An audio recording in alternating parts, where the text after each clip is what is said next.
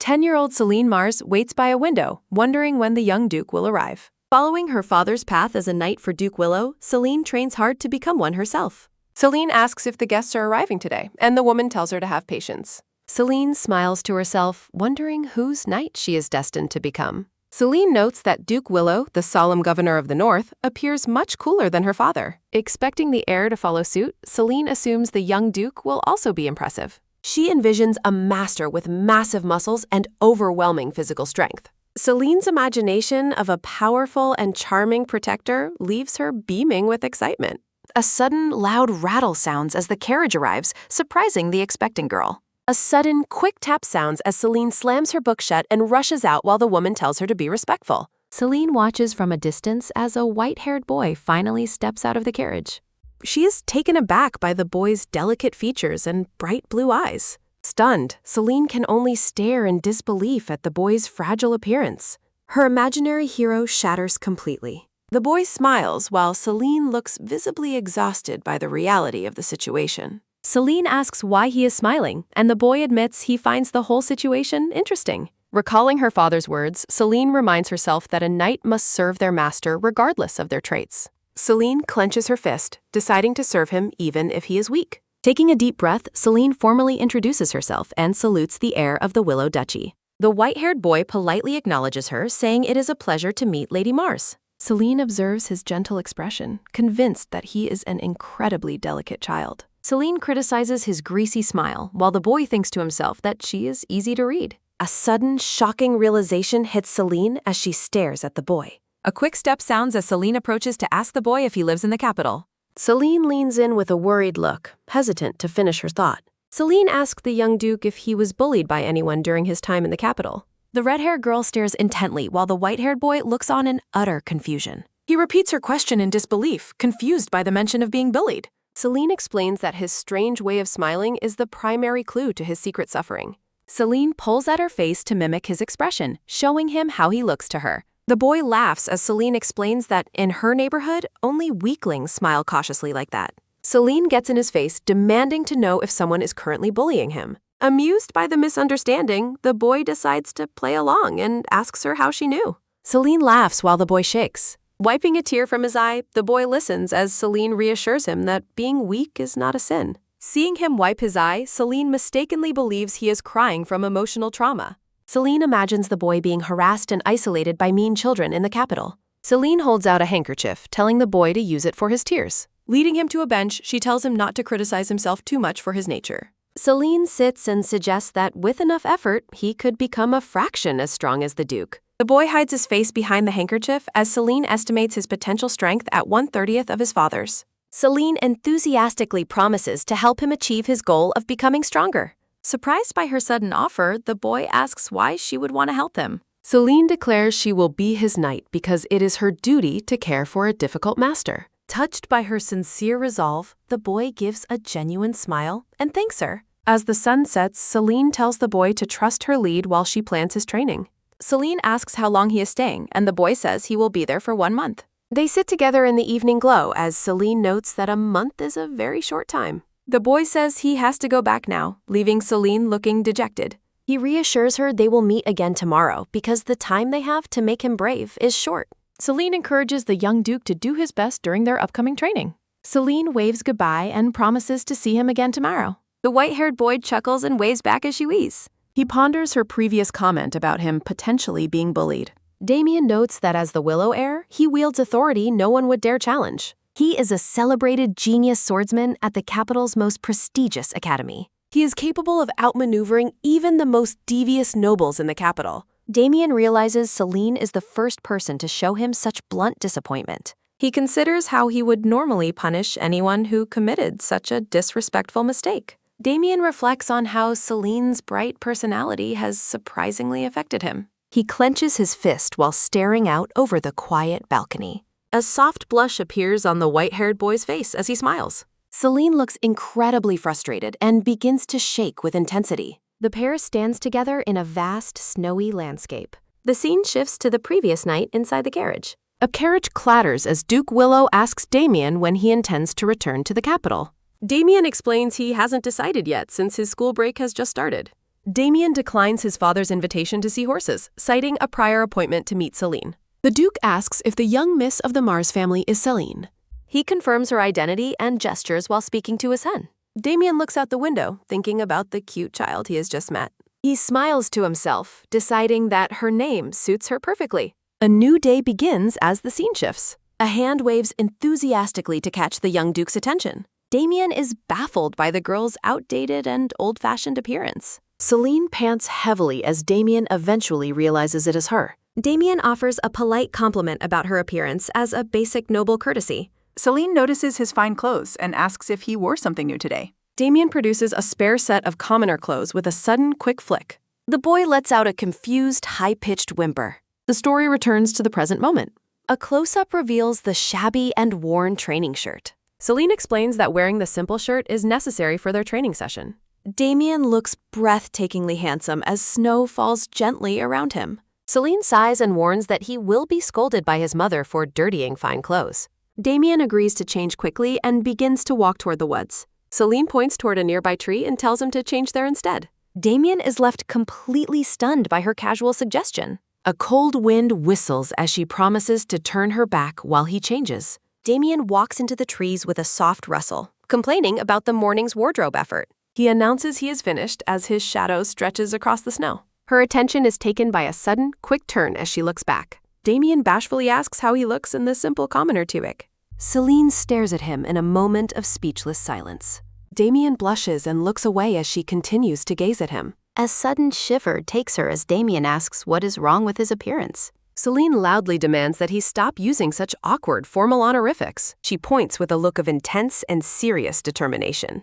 Damien realizes that Celine wants him to use her first name, which implies a secret closeness. Celine cringes at the formality, unaware of the aristocratic weight of her request. Damien politely addresses Celine. A hand clenches tightly in anticipation. Celine determinedly announces their rabbit hunt. Celine describes the rabbit's physical traits. A simple rope snare is prepared. Celine boasts about her trap-making nickname. Celine is actually lying about her experience. Her father strictly forbade forest visits. The local night school is famous. Celine is a standout sword student. Celine shows off a small trophy. Damien explores the frozen, snowy woods. The scene shifts to the wilderness. Damien finds the location very secluded. Damien worries about the dangerous environment. The pair walks through deep snow. Celine feels physical strain from walking. They spot a suitable hunting tree. Celine selects a tree for tracking. Celine orders Damien to gather wood. Damien begins collecting the wood pieces. Damien finishes the task surprisingly fast. Damien presents a pile of branches. Damien asks if the supply is efficient. Celine struggles to remember trap construction. Damien offers his academy-taught trap knowledge. Celine questions Damien's specific hunting training. The wooden trap is finally finished. Damien explains where rabbits typically burrow. Damien finds her bossy attitude fascinating and decides to indulge her mood. Damien gives a genuine, warm smile. Damien walks away to set traps. Celine is impressed by his skill. Damien signals for silence and caution. They spot their quarry nearby. The rabbit is finally in sight. They stare intently at the animal. They move slowly toward the target. The rabbit senses them and flees. The rabbit runs away very quickly. Damien holds Celine back from arming. Damien warns Celine not to chase it. Celine feels an eerie presence while Damien mentions seeing another rabbit. They move to a new spot. Celine falls during the clumsy hick. They return home with no success. Celine vows to catch Walla here. The scene shifts to the mansion. Someone asks if Damien visited Marianne again. The companions confirm his visit and wonder about his recent change in behavior. The Duchess wonders why her son visits Marianne daily. The Duke explains Damien visits the Baron's young buyer. The family share a long history as knights. Damien is curious about the daughter, Celine. Damien's face flushes with a soft blush. Celine is famous for helping her father govern. Documents detail the Baron's difficult path to nobility. The young Baron was an unlikely heir. A plague devastated the barren northern lands. The tragedy left the young Baron devastated. The Baron unexpectedly inherited the noble title. The village initially rejected the Baron's leadership. Celine was born during these difficult times. Celine grew up befriending the local tavern. The Duke recalls a shocking childhood incident. Young Celine once fought to defend her honor. The Baron apologized profusely for his daughter's actions. The Duchess is stunned by the tale. Young Celine interrupted the apology in her pajamas. She argued that she was the primary aggressor. Celine shouted her confession with absolute conviction. She insisted on sharing the Baron's punishment. The Duchess finds the story absolutely delightful. Celine's presence slowly improved the town's atmosphere. Celine's vibrant joy became the town's strength. A red-haired lady proudly holds a ticken. Celine loudly commands the children's attention. Celine demands her friends focus on their quest. Johanne watches the scene with quiet intensity. Celine introduces her night school friends to Damien. Celine corrects her friend's overly casual address. Damien laughs off the social awkwardness. Bella eagerly asks Damien about capital fashions. Celine tries to temper Bella's frantic enthusiasm. Bella quickly sketches Damien's refined capital care. Johanne complains of fatigue and sits down. Bella ignores the others to interview Damien. Johanne leaves to help his injured father. Bella remains captivated by Damien's formal suit. Bella claims she is too busy to play. Celine stares in disbelief as Johanne leaves. Celine introduces Chico and Mia to Damien. Celine explains common village treats like bread. Damien is surprised people actually buy bread. They discuss the local veterinarian's important role. Celine asks about Damien's return to school. Celine wishes Damien could stay in Mariam. Celine's plan for fun memories falls apart. The remaining children leave after finding Clomis. Celine despairs as her training plan fails. Lord Damien looks like a prince. Damien was terrible at every game the countryside kids like to play, leaving the local children confused by his performance. A golden scone sits on his play. Celine announces she wants a scone. She wants a scone, using it to secretly signal her frustration. Damien remains totally clueless, assuming the children simply have a great love for eating scones. The long school break ends. Damien returns to the academy, where a blonde-haired boy with red eyes approaches him. The blonde boy greets Damien and asks where he went during their pike. Damien turns around looking elegant. Damien says he went north, and his friend is impressed he lasted so long there.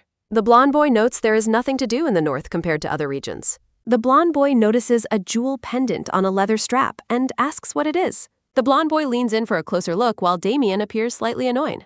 Damien smiles and identifies the gift as a sapphire. The blonde boy dismisses it as glass, but Damien giggles a hee-hee and insists it is a sapphire. Damien fondly remembers Celine's smile. Celine gives the jewel to Damien. Celine claims she found the stone in her mother's jewelry box. Celine triumphantly holds up the colorful stone while her friends watch in the background. Celine explains she is giving the sapphire to Damien as a gift. Celine smiles brightly and calls the stone a goodbye gift. Damien touches the leather-wrapped jewel, recalling Celine's instructions on how to wear it. The blonde boy stares in shock. Damien walks away as his friend shouts in disbelief at his bizarre behavior. The blonde boy shouts for him to wait.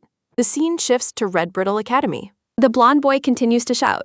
The blonde boy refuses to visit the villa to practice swordplay during the break. Damien is surprised to learn that Duke Willow is coming to town. They wonder if the Duke is coming for work or for another reason. The night school break begins. The blonde boy looks startled. Damien asks what the school break has to do with anything. Damien ignores his friend's glare. An invitation is offered for later. Damien looks pensive while his friend grumbles about his own busy schedule. Damien stands alone in Grand Room. A letter is opened with a sudden, quick whip sounding. Damien reacts with shock to Muse. The letter says Baron Mars and Celine are coming and to prepare rooms. Damien wishes she had come sooner. A grand carriage travels the city. Celine looks out window excitedly. Celine marvels at the buildings while Baron Mars tells her to stay on her feet. Baron Mars worries Celine will cause trouble, but Duke Willow says children always do. Duke Willow hopes the children will get along since they will see each other often. Celine's ear perks up as Baron Mars worries she will be a holler. Celine turns around with a sudden turn sounding and asks why she would be a bother. Celine boldly insists that people remember those who helped them, and Damien will be thrilled. Baron Mars is skeptical after hearing Celine played with the young Duke in the north. Baron Mars apologizes profusely for any trouble, while Duke Willow laughs off the formality. Baron Mars continues to fret over his daughter's behavior, but Duke Willow finds the entire situation amusing. Celine gazes out the carriage window, mesmerized by the magnificent sights of the capital city. Celine spots a grand tower reaching toward the sky and excitedly calls for the others to look. Celine confidently points at the structure, certain that such a grand clock must be the work of the gods. Duke Willow questions why she thinks that as she stares back with wide-eyed conviction. Celine explains that she learned a survival technique at school involving a stick to tell time. Celine describes how a simple wooden pole casts a shadow to mark the passing hours. Celine concludes the tower is a divine sundial, but Duke Willow clarifies it is the Academy's clock tower. Celine is stunned to learn the massive, ornate building is actually a school. Celine wonders why a school requires a clock of such ridiculous and intimidating proportions.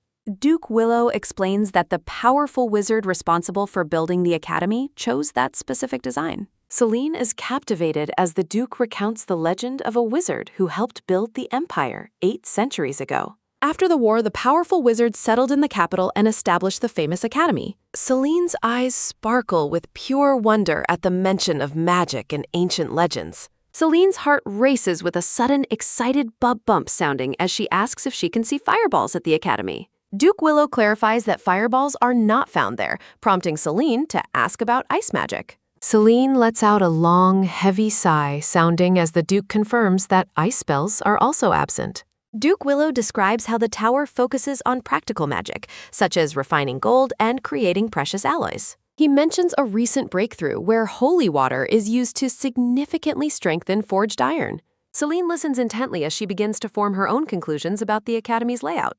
Celine declares that the wizard who designed the academy must have been quite poor. Celine looks over the city, logicizing that a wealthy man would have chosen a different site for the school. Celine elaborates on her theory, surprising the Duke with her unique perspective on city planning. Celine believes the vast, empty lands of the north would have been a superior choice since the ground is too cold for crops. Celine points upward, insisting that utilizing wasteland for education is the most efficient use of land. Duke Willow laughs, admitting she might be right and that the wizard might have appreciated her advice. Celine is suddenly struck by a profound and shocking realization about Damien. Celine concludes that Damien's perceived weakness is due to the distracting environment of the capital city. Celine surveys the vibrant marketplaces, imagining how impossible it must be to study amidst such constant excitement. In Celine's imagination, a young Damien is constantly lured away from his training by delicious treats and snacks. Her hand tightens with a sudden, firm clench sounding as she vows to help him improve. Celine reminds herself of her father's teaching that unwavering effort can overcome any obstacle. Celine sits tall in the carriage, her face set with a renewed and fierce determination to train her friend. The carriage finally arrives at the grand gates of Willow Manor in the capital city of Red Brittle. The Duchess and a refined Damien wait patiently in the courtyard for their guests to arrive. The Duchess moves forward with a sudden, quick dash sounding as the carriage door opens. The Duchess embraces her husband while Baron Mars assures Celine she can exit the carriage on her own. Celine's shoe meets the pavement with a soft, distinct step sounding. Damien offers a polite and formal greeting to the Baron's young daughter. Celine curtsies gracefully before Damien, maintaining her best noble behavior for the arrival. Celine breaks her formal facade for a brief moment by giving Damien a playful and secret wink. Damien smiles warmly as Celine notes he has grown significantly during their time apart. Baron Mars lifts Celine up with a sudden strong hup sounding and prepares to lead her to their quarters. Baron Mars pauses in confusion as he realizes they aren't heading toward the guest house. Baron Mars watches the servants and asks why their belongings are being taken into the main manor. Duke Willow explains that the main house will be much more comfortable for Celine during their stay. Baron Mars tries to decline the generous offer, but the Duke remains firm in his hospitality. Duke Willow insists on the arrangement for convenience, leaving the Baron no choice but to reluctantly agree. Celine follows Damien into the manor, her eyes fixed on the sapphire pendant he still wears proudly. A brilliant chandelier illuminates the grand, ornate hall. Golden light glimmers across the pristine white marble staircase. Younger Celine reacts with a sudden, rhythmic stomp sounding, while complaining the manor is far larger than Damien's father described. Celine is outraged that the Duke called this massive estate small, while Damien simply agrees with his father's assessment. Celine argues that the mansion is large enough for a whole city, leaving her completely baffled by his standards. Celine sulks as Damien points out that other noble houses in the capital are even larger than his own. Damien offers a sheepish and slightly awkward smile.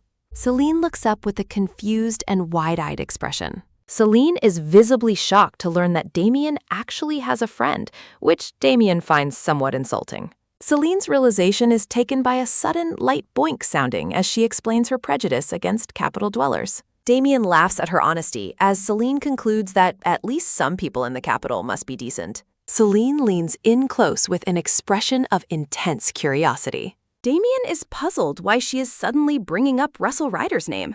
Celine declares her intention to ensure Russell treats Damien with the respect a friend deserves. Celine points her finger with a look of fierce determination. Celine promises to look out for him until she is old enough to serve as his official escort knight. The pair faces one another with a sudden, quick turn. Celine's attention is taken by a sudden, soft whisper sounding as Damien teases her about being his only true friend. Celine looks up in surprise as Damien calls her name. Damien questions why she believes his social circle is so incredibly limited. Celine reacts with a sudden, bright beam sounding, looking thrilled at the prospect of him having multiple friends. Celine breathes a sigh of relief, noting that having a backup friend is a good safety net. Celine recalls Damien's poor performance in childhood games and assumed he lacked any social experience. Celine demands to know the second friend's name so she can vet them personally. Damien's gaze is taken by a sudden, deep ponder sounding. Celine waits for an answer with a blank and expectant look. Narrative text reveals that Damien actually considers most of his peers to be mere classmates rather than friends. Damien rubs the back of his neck with a guilty and sheepish expression. Celine begins to flail her arms with a sudden, energetic flail sounding as she scolds him for exaggerating his popularity. Celine is taken by a sudden, sharp hup sounding as she worries he will be incredibly lonely during the school break. Celine tries to backtrack on her comment to save his feelings, but Damien quietly admits she is right.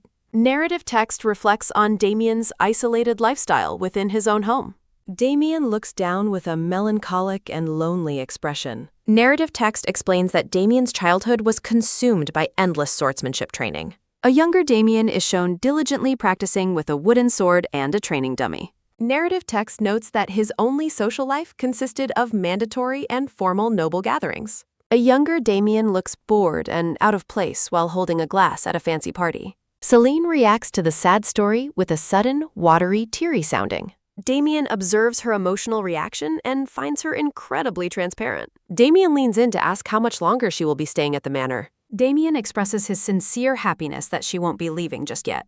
Damien admits that visiting her home was the most enjoyable experience of his life. Damien continues to move closer, his expression softening with affection. Damien confesses that meeting her made him realize how empty his life in the capital truly was. Celine blushes intensely as she realizes how close their faces have become. Damien's head falls to her shoulder with a sudden, heavy drop and jolt sounding, making her panic and think he is crying. Celine reacts with a sudden nervous sweat sounding as she desperately promises to be his friend and playmate. Damien looks up at her with a stunned and wide-eyed expression. Celine gently wipes his face with a handkerchief while pleading with him to stop being so sad. Damien watches her with a soft gaze and quietly agrees to her request. A full moon shines brightly in the dark night sky. Baron Mars reminds Celine of her mother's warning to never cause trouble for the Willow family. Celine's head is taken by a sudden, gentle pat sounding from her father as he praises her memory. Baron Mars instructs Celine to remain on her best behavior while staying as guests in the manor. Celine reacts with a confused look while questioning her father's statement.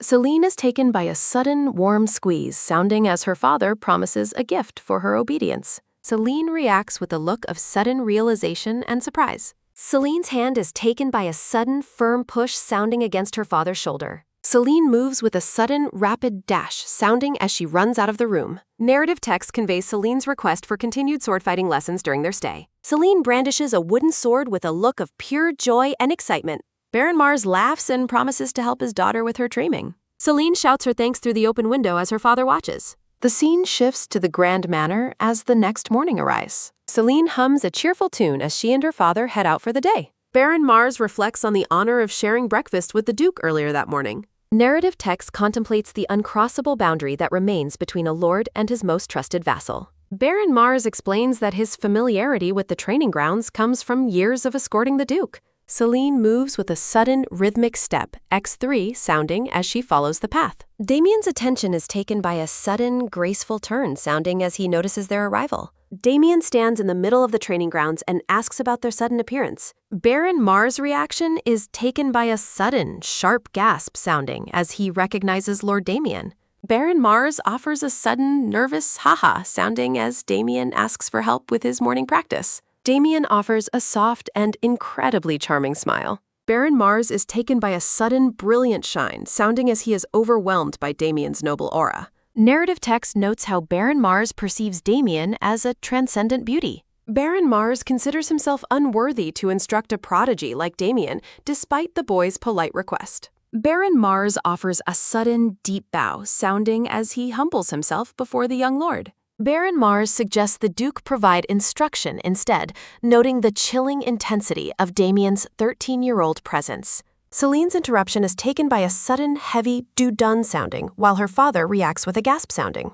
Baron Mars looks completely drained of life after hearing his daughter's blunt assessment. Baron Mars remains in a state of shock over Celine's lack of tact. Celine criticizes the cleanliness of the training grounds, concluding that Damien has neglected his practice. Narrative text highlights the impeccable maintenance of the manor's training equipment by the staff. Damien laughs at Celine's sharp observation and admits he only came because of her. Celine is skeptical as Damien praises her intelligence with a closed-eye smile. Celine asserts that Damien won't be able to keep up with her father's high skill level. Celine enters a deep state of thought while Damien watches her with amusement. Celine reacts with a look of sudden inspiration. Celine declares that she will train under her father while Damien trains under her. Baron Mars is baffled by Celine's bold proposal for Damien's training. Celine's shoulder is taken by a sudden, anxious tremble sounding as her father tries to escort her away. Baron Mars despairs over his daughter's audacity in his internal thoughts. Celine quotes her instructors about how dedication can eventually surpass natural-born talent. Celine encourages Damien to work hard and offers her assistance to help him improve. Celine's hand is taken by a sudden, open reach sounding toward Damien. Celine promises that they will both make faster progress if they train as a team. Baron Mars is taken by a sudden, overwhelming dizzy sounding as he realizes Celine just lectured a master swordsman. Celine moves with a sudden, confident stride, sounding as she approaches Damien. Celine's voice is taken by a sudden, quiet whisper sounding as she tells Damien not to worry about her father's strictness. Celine stares at Damien in quiet surprise. Damien can't help but let out a sudden, amused pft sounding while Celine looks on in confusion. Baron Mars reacts with a sudden, sharp flinch sounding as he is addressed by the young Duke. Damien lets out a sudden, soft ha sounding and asks the Baron if he may join the day's training. Baron Mars agrees to the request while a rack of training swords sits nearby. Celine and Damien hold wooden training swords as Damien asks what the most important aspect of a slash is. Damien appears confused as he tries to determine the correct sword technique. Celine gives a sudden pleased grin sounding while pointing out that his bent elbow is ruining his swing's power. Celine demonstrates a powerful swing with a sudden loud whoosh sounding and tells Damien to focus his strength. Damien is impressed by the cool sound of the swing, while Celine privately admits it was her first successful attempt.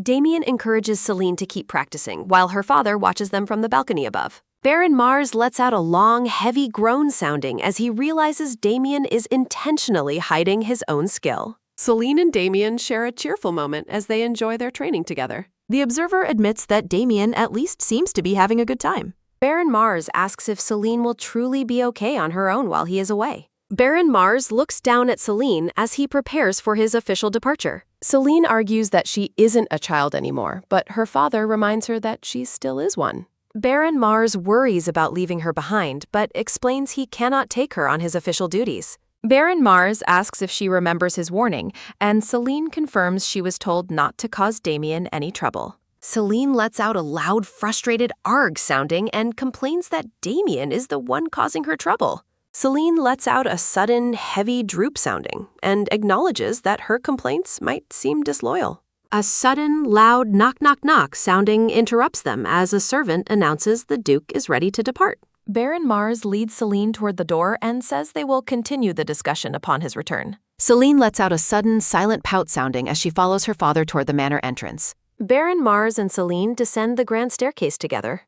Celine lets out a long, quiet sulk sounding as she complains about Damien being too friendly with her. Celine reminds herself that she is the popular one with 4 whole friends. Celine concludes that Damien is actually the one who is lonely and friendless. Duke Willow praises Celine for her successful sword practice earlier that morning.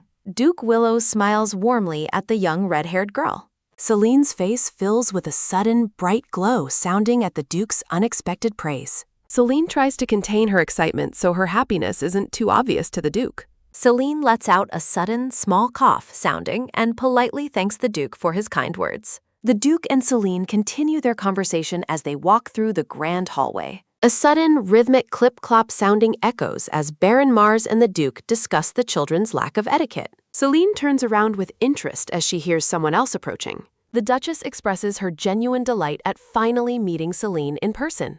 The Duchess holds Celine's hands and mentions how disappointed she was to have missed her last winter. The Duchess beams with a warm and welcoming smile toward her young guest. Celine looks shocked and asks if the Duchess truly wants to spend time with her. The Duchess explains she always wanted a daughter because her son is such a bore, prompting Damien to laugh. The Duchess teases Damien for being reactionless before a servant reminds her she needs to prepare to leave. The Duchess tells Celine to think about where she wants to go tomorrow as she walks away. Celine stands alone with Damien, her face flushed with a bright and noticeable blush. Damien notices her red face and asks Celine if something is wrong. Damien's hand makes a sudden, gentle slide, sounding as he checks her forehead for a fever. Celine reacts with a sudden, startled jolt, sounding as Damien's touch catches her off guard. Celine remains incredibly flustered and embarrassed by Damien's sudden concern for her health. A mischievous and devious glint appears in Celine's eye as she thinks of a new plan. Damien smiles and expresses his relief that Celine isn't actually sick. Celine recoils from a sudden, bright flash sounding. Celine's heart pounds with a rhythmic bump, sounding as she notices Damien's smile is no longer foolish but looks like the Duchess's. Celine reacts with a sudden, sharp flinch, sounding, and asks what kind of training they will do today. Celine tells Damien that he should mind his own business. Celine suggests that Damien should focus on doing his homework instead.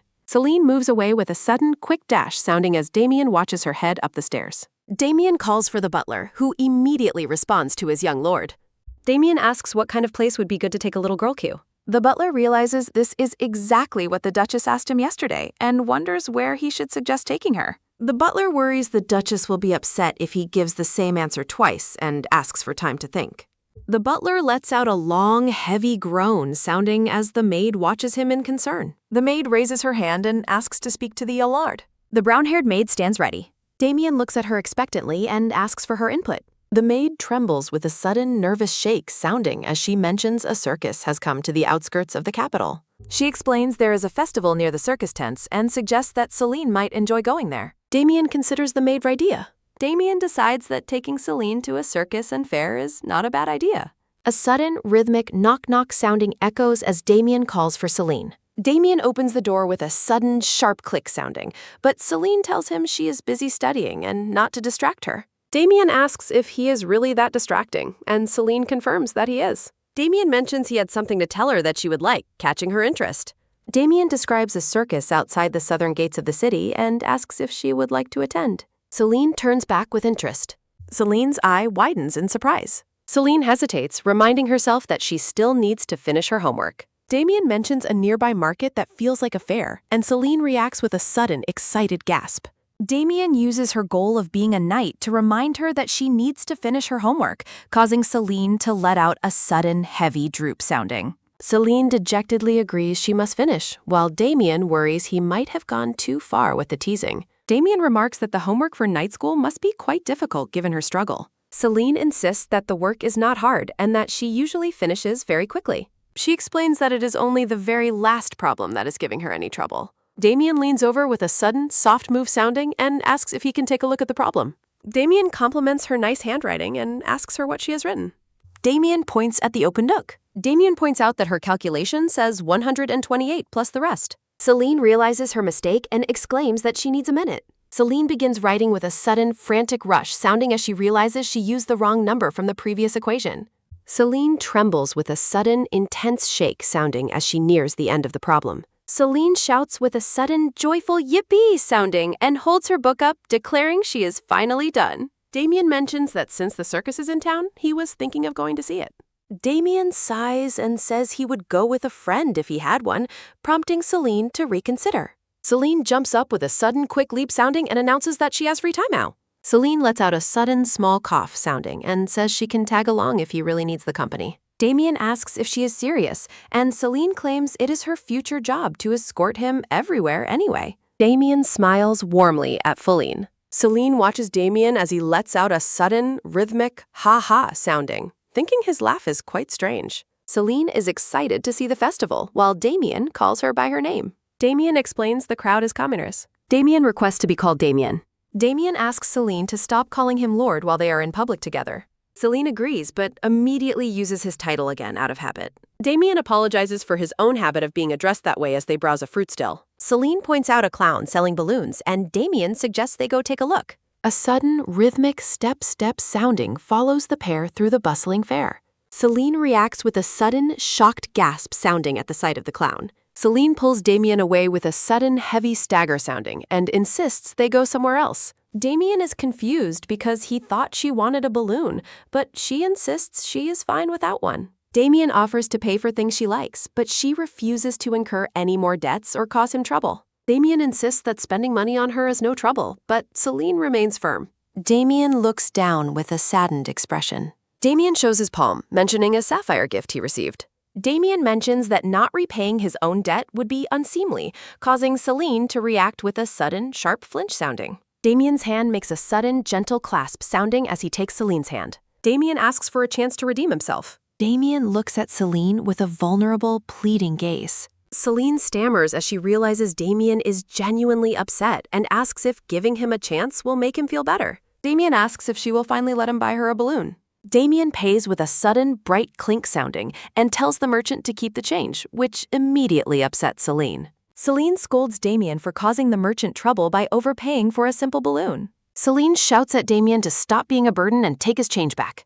A sudden, rhythmic da-dun sounding announces the acquisition of a blue balloon. Damien watches Celine with a quiet stare and thinks about how strange she is.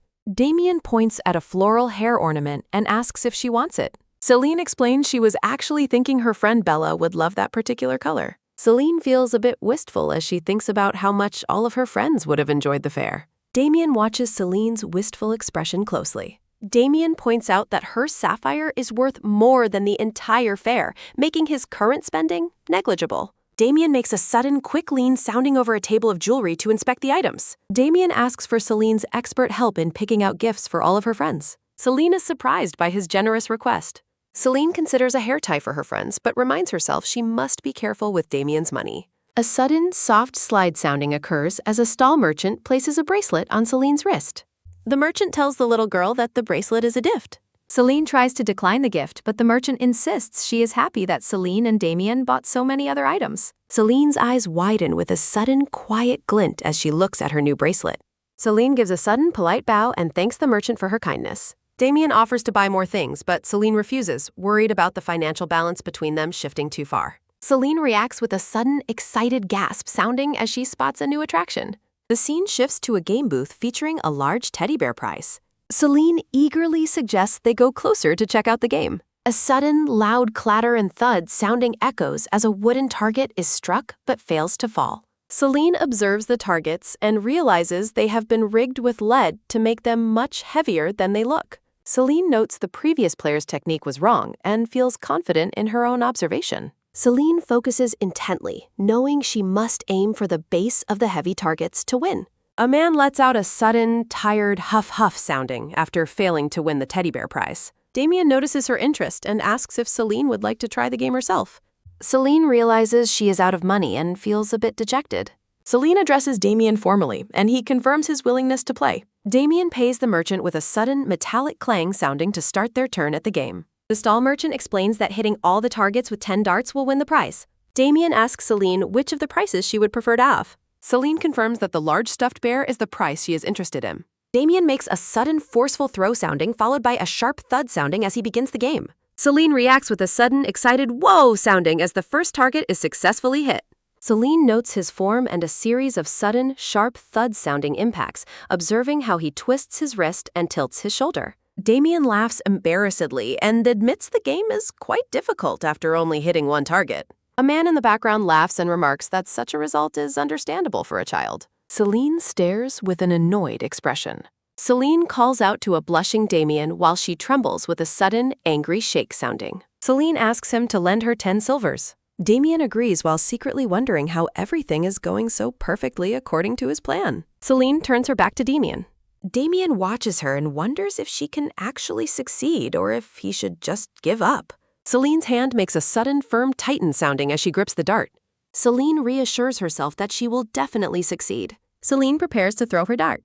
Celine thinks that using raw force like an adult is impossible, but she hopes to earn praise from the Duke. A sudden, quick whoosh sounding, followed by a sharp thud sounding, accompanies Celine's successful hit, as the merchant exclaims her success. The merchant is shocked and realizes she didn't use a trick, but threw the dart randomly. Damien watches Celine with a contemplative look. A sudden, rhythmic thud-thud sounding continues as the merchant notes she cleared the second target and calls her amazing. The merchant stares in utter disbelief. The merchant wonders if she realized he added lead to the wooden blocks to increase their weight. Targets continue to fall with a sudden, rhythmic thud-thud sounding as Damien thinks her performance is better than he expected. Damien observes her incredible focus and notes she is perfectly mimicking a posture she has only seen a few times. Another target falls with a sudden, sharp thud sounding as Damien realizes his future guardian has exceptional qualities. Celine stands determinedly before the booth. A sudden, loud whoa-whoa sounding erupts as Celine hits all 10 targets, making the remaining targets let out a sudden, frantic spin sounding. Celine turns around with a sudden, quick flick sounding. Celine reaches out her hand. The merchant hands over the bear, admitting she was successful. Celine asks if there are any prizes left. The merchant assures her that many prizes remain as Damien stands by holding the large bear. Damien asks Celine what is wrong as she stares intently at the booth. Celine focuses on a specific teddy bear. Celine thinks Chico would love it, making the merchant let out a sudden, nervous startle sounding as he internally screams in protest. A variety of colorful teddy bears are presented with a sudden, cheerful ta-da sounding. Celine sits on a bench and tells Damien she is very bestie. A man invites Celine to have some juice with her friend because he was impressed by her dart throwing. Celine runs off with a sudden, rhythmic thud-thud sounding and tells Damien she will be right back. Damien reflects on the fun day and hopes Celine will have beautiful memories of the capital. Damien rests his chin on his hand. Damien looks down with a pensive expression. The butler asks if he should move the luggage, and Damien agrees as he sits next to their many prizes. Damien looks up with a start. The butler notes that the carriage would be too crowded, so he will take the items to the mansion and return shortly. Celine calls out to Damien and asks if she is late. Celine stands before Damien, looking excited. Celine explains that everyone wanted her to teach them how to throw darts, and they gave her treats in exchange. Celine enjoys a strawberry and banana juice, telling Damien it is very good. Celine lets out a sudden, tired huck sounding as she catches her breath. Damien apologizes for finishing his share earlier, while Celine reassures him the drink is delicious. Celine explains that the merchants bought the juice for her and offers Sir Damien his share. Damien asks if she forgot her doll, but Celine insists on taking her prize herself. Damien explains the stuffed bear is worth over 5 gold coins and apologizes for bothering Celine. Celine wonders if she will become his escort, as Damien says she would cause more trouble by caring about every little thing. Damien looks away and notes they will not meet much until he grows up.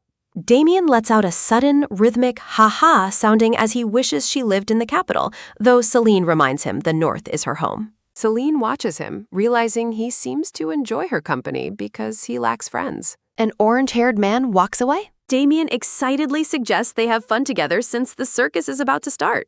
A sudden, rhythmic click sounding follows the pair as Celine calls out to Damien. Celine invites Damien to the north during summer vacation, and he asks if she will play with him if he visits. Celine explains it is difficult to come alone, but she will join her father if he is allowed to visit the capital. Damien reflects on how Celine's deep love for her home makes it a disadvantage to capture her now. The pair marvels at the circus acts, with Celine amazed by the acrobats and the size of the lions. A sudden, loud screech sounding startles the children as Celine reacts with surprise. Celine is confused to find several adults standing at the entrance. The orange-haired man scolds Celine for breaking her promise, but she denies ever promising to be good. Celine argues she only promised not to trouble the Duke, while the silver-haired woman watches with a sudden, curious tilt sounding. The silver-haired woman lets out a sudden, amused puff sounding as she hides a smile. The woman asks Damien what he is holding, and he confirms the bear is a gift from Celine. Celine gives a sudden, proud pat sounding to the bear and explains she gave her prize to the little Duke.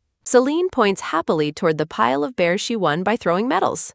The woman chuckles internally, realizing that the bears are all exactly the same. The silver-haired woman asks Celine if she would give a gift really. Celine reacts with sudden shock. Damien initially offers to give the bear away, but then stubbornly refuses. The woman points out that a gift not coming directly from Celine would be meaningless. Celine quickly insists that she assign. Damien remains firm as Celine wonders if his stubbornness is the reason he has no friends. The Duke lets out a sudden, thoughtful sounding. The Duke explains that an escort knight must take care of both the master's body and spirit. The Duke asks Celine what she should do to make Damien comfortable while the boy looks away. Celine confirms she received the teddy bear, and the Duke agrees. The Duke notes she won 4 more bears and asks if they are for her friends and Marianne. Celine looks down, explaining she wanted to share those bears with her friends. Celine's voice sounds small and sad. Celine recalls a happy memory. Celine looks away with sadness. The woman suggests they go out tomorrow to buy more teddy bears together. Celine is immediately excited. Celine clasps her hands together. Celine asks about exclusive bear stores, as the woman suggests they also have delicious dessert while they are out. The pair stands together quietly. The woman thinks about this. Damien blushes and looks away. Damien secretly thinks about dessert. The next morning, Damien describes a parfait to Celine as they stand outside the castle. Damien recalls parfaits after hearing a man mention them. Celine laughs and remarks that Damien's lack of friends makes him a boring boy. The silver-haired woman suggests they all have parfaits today, and Damien excitedly agrees. Celine turns her back to Damien with a sudden, quick whoosh sudden. Celine addresses the boy as Little Duke, catching him by surprise. Celine enthusiastically declares she will accompany him so he won't be lonely, though Damien senses a misunderstanding. A servant requests that the silver-haired woman enter the horse-drawn carriage. A white-gloved hand is offered with a sudden, gentle-sounding movement. Celine reaches out with a sudden, firm grab. Celine hops into the carriage with a sudden, quick whoosh sounding, insisting she is no longer a child. Damien lets out a sudden, amused puff sounding, while Celine reacts with a sudden, excited wow sounding from inside. The group arrives at a famous parfait shop on a bright bay. The trio walks down a cobblestone street toward their destination. Onlookers are captivated by the sight of the elegant Duchess walking through the common area. Celine asks the Duchess if the constant attention is uncomfortable for her. The Duchess reassures Celine that cold treats are perfect for summer while patting her head. The group reaches the entrance of a building. They step inside as the Duchess mentions her interest in the famous parfaits. A shopkeeper is shocked to see a noblewoman visiting a common street. Celine, the Duchess, and Damien wait together for their treats. The shopkeeper promises to bring 3 parfaits immediately and offers further assistance. Damien stops the shopkeeper, indicating he needs something else. Damien points toward a specific item in the display case. Celine reacts with a sudden, nervous wince sounding as Damien orders a scone. The Duchess is surprised by Damien's request for a scone. Damien clarifies with a sudden, sharp stab sounding that the scone is for Celine, making the girl feel caught. Celine notes that the scone order makes the boy seem like a true little duke. The Duchess excitedly offers to have her chef make many scones starting tomorrow, but Celine tries to decline. The Duchess dismisses the refusal and remarks on her recognizable status. The Duchess smiles and says there's no need for formal titles between them. Celine is confused about why she would call her friend's mother mother. The Duchess expresses her wish that she had a daughter like Celine. A moment of quiet focus rests on a pink sofa. Celine blushes deeply with a sudden, warm blushing sounding. Celine's memories shift to a night scene where her father calls her name. Her orange-haired father sits with her and asks how he should handle the Duke's social invitations. Celine is confused as her father explains the social hierarchy and his duty to the Duke. He explains that the Duke is essentially his king, making a casual friendship impossible. Her father warns her that the Duke's future marriage might introduce a disruptive stepmother figure. He asks Celine how she would feel if he prioritized another woman over her. Her father wonders if she already suspects he has someone else in his life. He looks at her with a stunned expression, questioning her reaction. He quickly clarifies that it was only an example and asks her to forget it. Narrative text explains his anger at the thought of his precious daughter being hurt by public criticism. He mutters a wish that Celine were a boy to avoid such societal burdens. Celine looks on with a sad, tearful expression. A sudden, rhythmic pat sounding followed by a sudden, light drip sounding occurs in the darkness. Back in the shop, the Duchess asks if she said something wrong as Celine is startled. The Duchess apologizes and calls Celine cute while the girl thinks of her father. Celine cries as she reflects on her father's words about her life being better if she were a boy. The Duchess expresses shock at the rumors regarding the Baron and doubts that such a foolish man could be guilty. Celine explains that her father has a woman closer to him than her mother, making the Duchess fume with a sudden, low murmuring sounding. Damien enters the room and calls out to his mother. The Duchess composedly invites Damien to join Celine for some dessert. The Duchess offers a delicious strawberry parfait to the crying girl to help her calm down. Celine invites the little Duke to eat his share of the treat. Damien and Celine sit together at the table as they prepare to eat.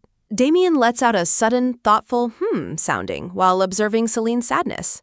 Damien insists that he will not eat his parfait unless Celine eats hers as well. Damien holds a spoonful of the treat out to Celine and asks her to try it. Celine blushes deeply as she looks at the kind boy. Celine takes a bite with a sudden quiet munch sounding as Damien smiles warmly. Celine is delighted by the sweet flavor of the parquet. The scene shifts to the Baron looking stressed and nervous. The Duchess demands an explanation from Baron Mars while the Duke looks on. The group sits in a tense, quiet room waiting for the Baron to speak.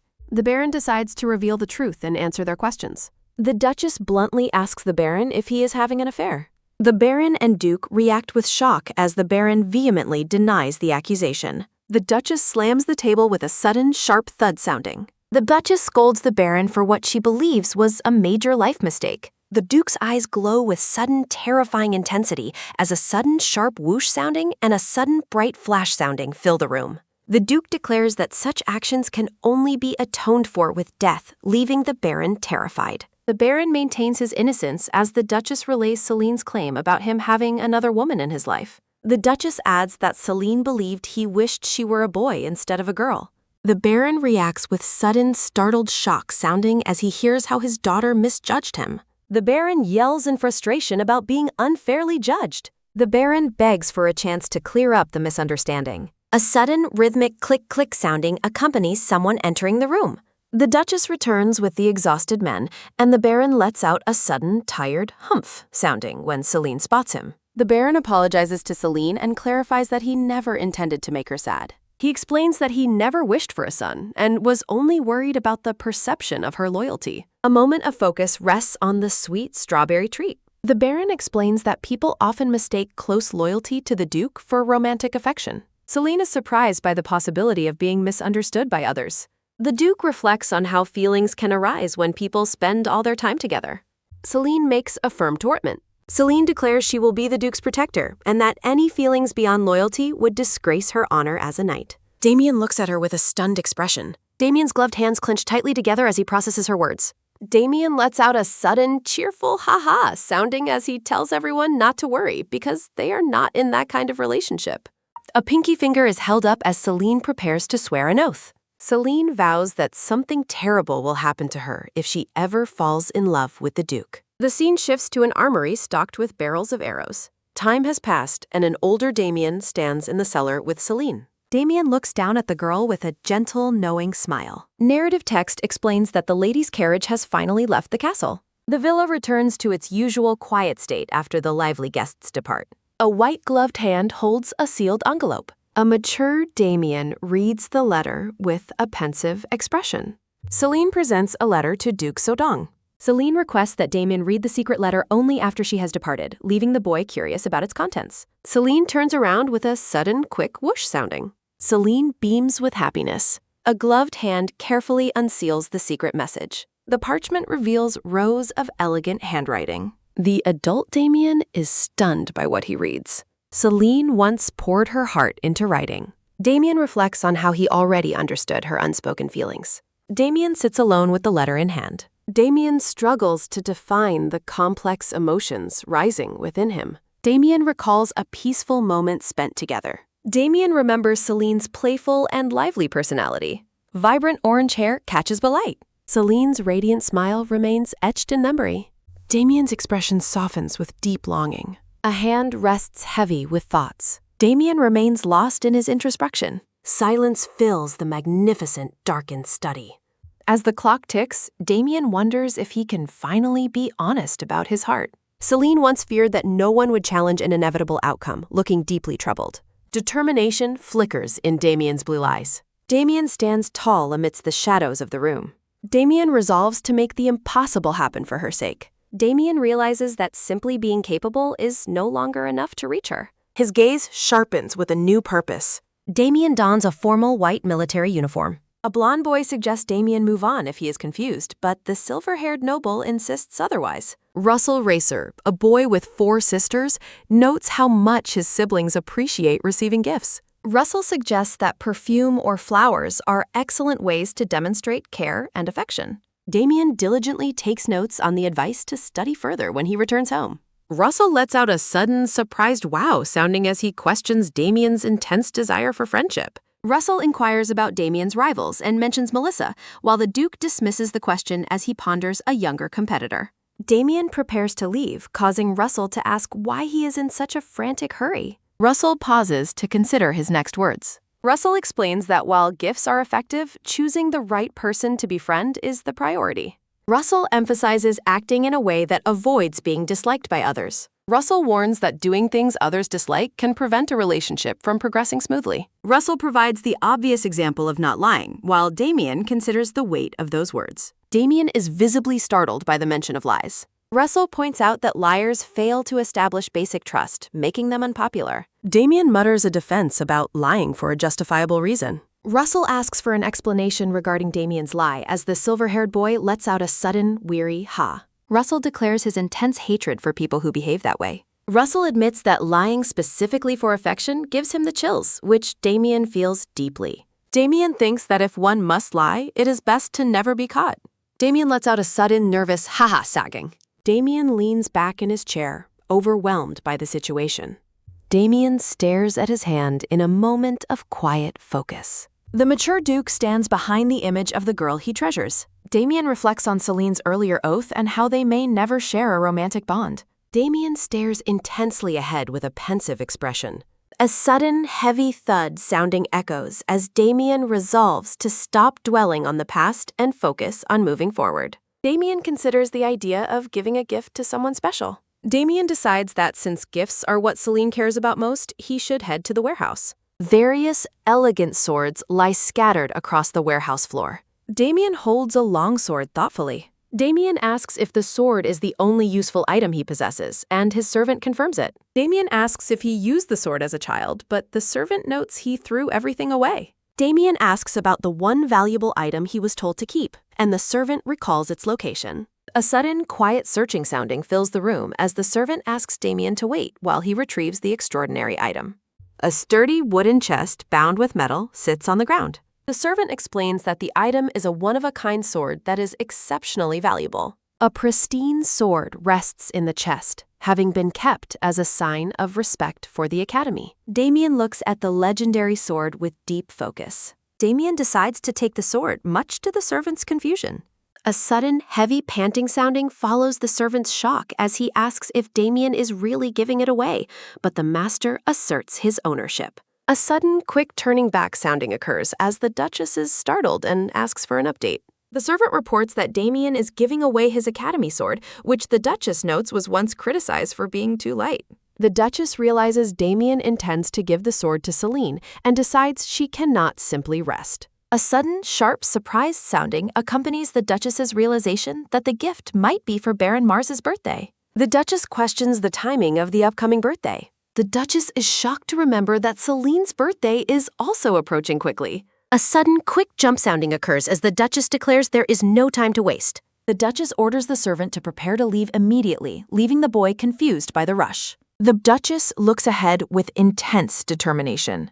A bouquet of vibrant red roses sits in a decorative vase. A sudden, warm-touched sounding occurs as the Duchess gives Celine an origami flower for her upcoming birthday. Young Celine blushes as she admits her worries over the summer. Narrative text expresses a deep desire to provide a meaningful gift. The Duchess smiles as she remembers personally taking care of this special item. Damien looks nervous and slightly overwhelmed. A sudden, quick throw sounding follows Damien's rejection of a draft that feels too heavy for his message. A sudden, light roll sounding follows as Damien hopes she will love the final result.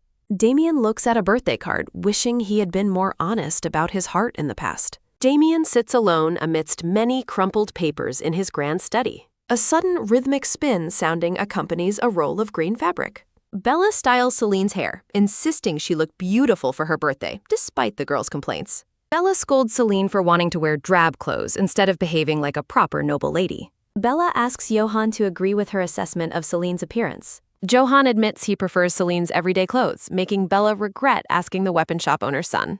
Johann adds that the new outfit also suits her, but Celine remains focused on her dream of being a knight. A sudden, sharp clap sounding follows Bella's demand for Celine to stop complaining and enjoy her day. Celine looks stunning with her hair styled and her green dress on. Celine thanks her friends as she prepares to leave for the other. A sudden, rhythmic click-clack sounding of footsteps causes Celine to pause in surprise. The Duke's ornate carriage arrives at the location. Narrative text suggests it is an unexpected time for the Duke to arrive. Celine walks along the cobblestone street toward a white-haired man. A sudden, respectful bow sounding follows Celine's polite greeting to the Duke. Celine approaches as Duke Sogong mentions he has something special to show her, prompting her to ask what it could be.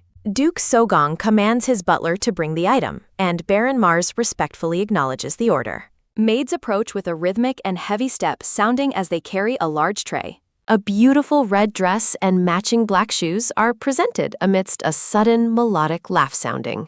Celine is visibly confused as Duke Sogong explains the gift is from the Duchess in gratitude for the flowers Celine gave her. Narrative text explains that while most flowers eventually wither, Celine's gift remains fresh and brings the Duchess great comfort. Celine insists her gift was minor compared to the Duke's help, but he notes she rarely gets the chance to dress so elegantly. Duke Sogong invites her to wear the outfit when she visits, and Celine happily asks for confirmation before beaming with joy. Celine lets out a sudden, quick run sounding as she rushes to ask her mother for permission to visit Calathea, while the Duke plans to present more gifts later. A sudden, surprised, sounding escapes Baron Mars as he asks if the young Duke also sent a gift, which Duke Sogong confirms. Duke Sogong suggests they head inside, noting it has been a long time since he last dined at the Baron's residence. Celine's mother smiles warmly as she asks her daughter what she wishes for this year. Celine enthusiastically declares her wish is to become even better at cutting things in half with her sword. Duke Sogong makes a sudden, quick turn sounding toward the group. The Duke presents a sturdy wooden chest, explaining it is a joint gift from himself and Damien. Celine looks back at the Duke, surprised that the gift is from both of them. Duke Sogong encourages her to open it, confident that she will be pleased with the contents. Celine gasps in shock and delight as she looks into the chest.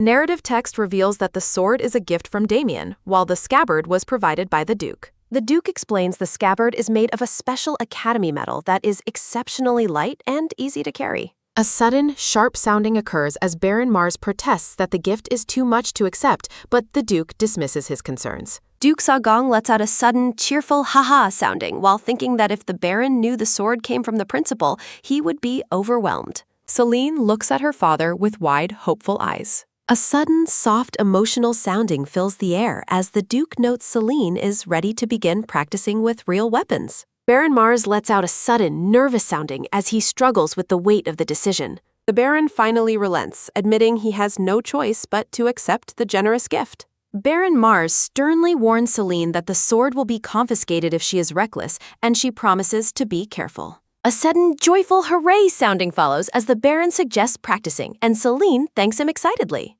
Celine's mother lets out a sudden, light ho-ho sounding as Celine makes a sudden, quick runaway sounding with her new sword. A sealed letter rests inside the red-lined chest next to where the sword was held. Celine notices the envelope and curiously asks if it is a letter. Celine finds a thorough training schedule on the back of the page, wondering at the extra details provided.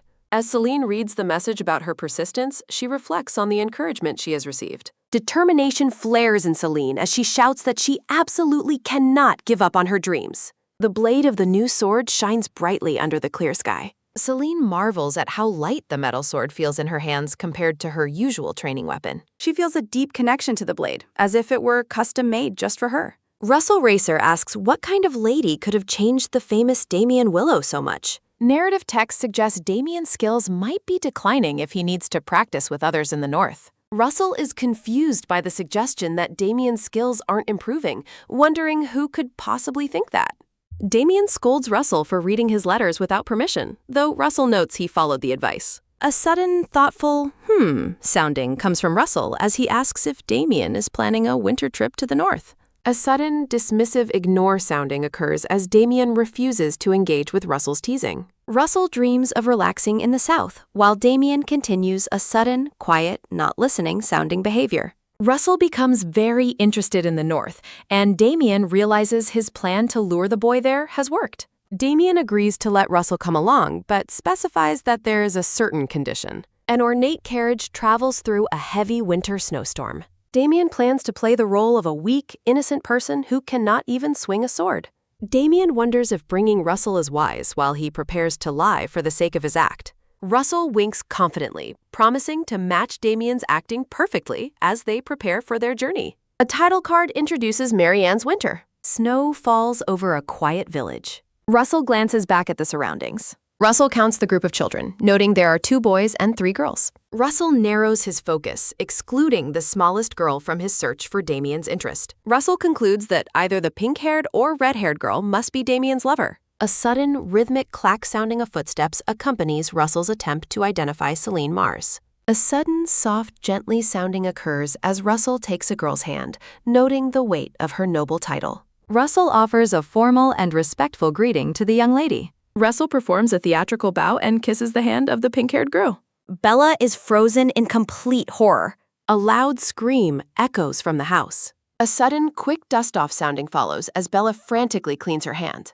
Shivering with intense disgust, Bella finds the theatrical display cringeworthy despite the pleasant weather. Damien asks if he made a mistake, and Russell bluntly confirms that Damien approached Bella instead of Celine. Russell dismissively compares Celine's appearance to a commoner while wondering if she truly wrote the letter. Narrative text explains that Russell initially suspected the newcomers might be troublesome people. An internal voice questions the loyalty of an ally who seems to be ruining the plan. Russell gestures dramatically as he shouts.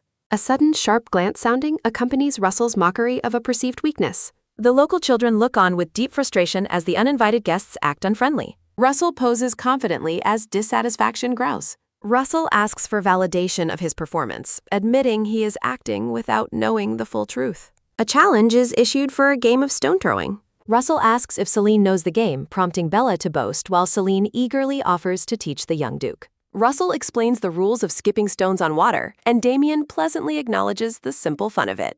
Damien asks for Celine's record, and she proudly claims 5 skips while noting she is second only to Johann. Russell prepares to break the record while fully immersing himself in his arrogant role. Russell selects a handful of flat stones for his urn. A sudden, quick whoosh sounding follows Russell's throw, which skips multiple times as the children watch in shock. Johann is stunned by the record.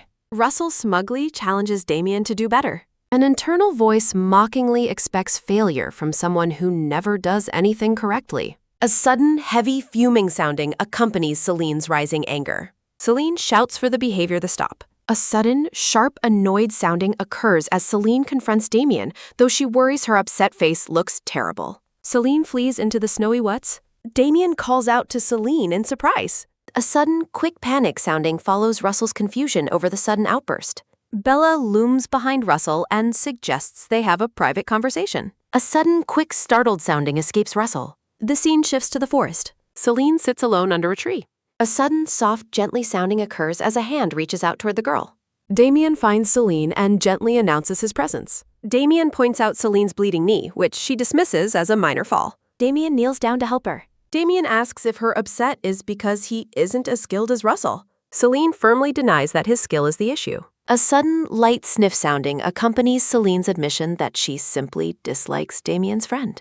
Damien questions Russell's intelligence and declares that those who speak poorly of others are not true friends. Celine admits she only competed so intensely as a bodyguard because she wanted to pinch Russell's nose. Damien smiles privately while thinking about how good of a person Celine is without even realizing it. A sudden, heavy thud sounding punctuates Celine's demand that Damien stop being friends with the rude boy. Damien agrees that he does not need bad friends and sits beside Celine as she suggests. Russell worries in isolation about his performance and wonders when Damien will return to the group. An unseen child reminds the others that friends should not be teased even if they play poorly. A sudden, light aha sounding occurs as the local children scold Russell for his discouraging attitude toward Damien. Russell is confused by the children's insults and insists he was only following the orders he was given. A sudden, sharp ha sounding escapes as someone notices that Celine and Damien have finally returned from the woods. Celine apologizes for her sudden departure as the group of local children gathers around the returning pair.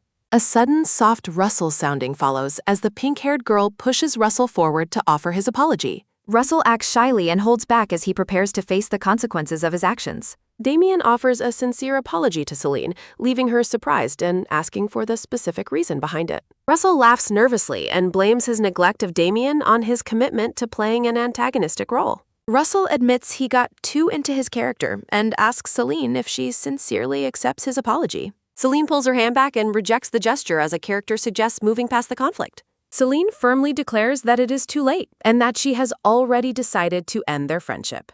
Damien smiles broadly while standing protectively behind the red-haired girl.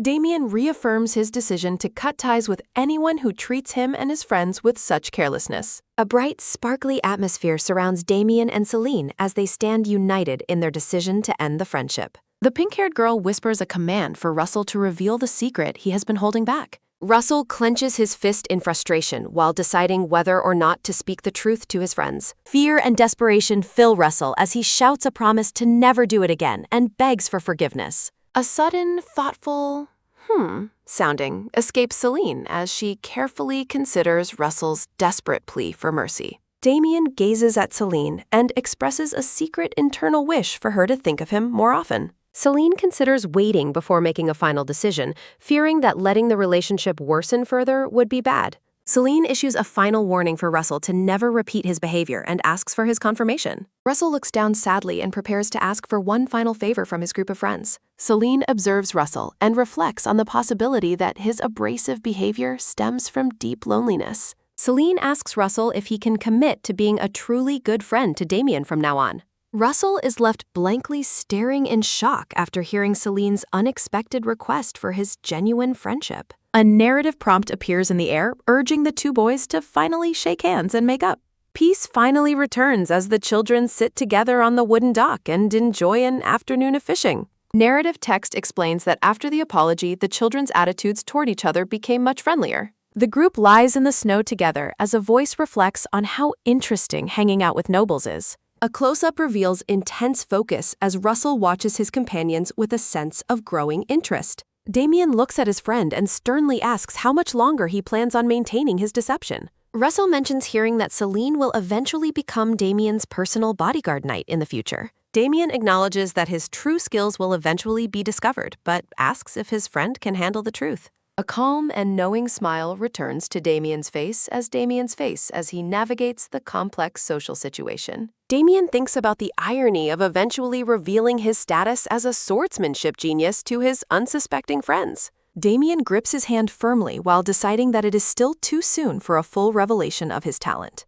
Damien decides to keep his true abilities a secret until he is absolutely sure he wants to reveal them. A sudden, quiet sounding follows Russell's internal thought that revealing the truth now might be acceptable. Hopes are voiced that Celine will not get mad if a proper apology is finally delivered to her. Russell reflects on his sharp eye for people while watching Damien's cold heart begin to soften toward others. Narrative text recalls the first time the speaker met Damien immediately after his acceptance into the academy. A young Damien is described as a dry and boring boy with no apparent interest in the world.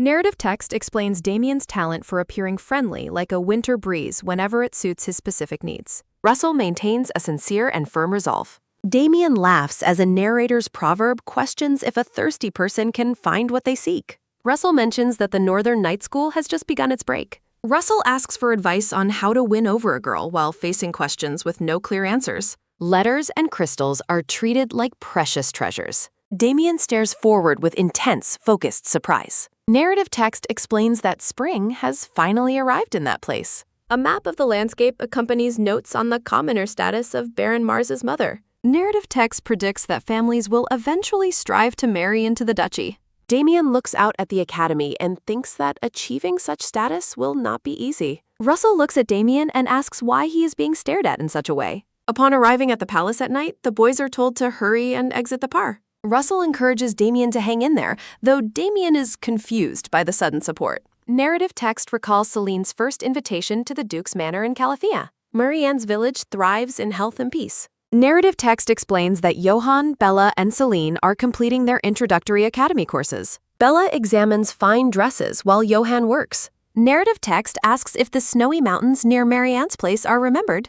Narrative text expresses worry because annual reconnaissance teams have gathered no information. Desks are covered in letters regarding plans for a northern vacation.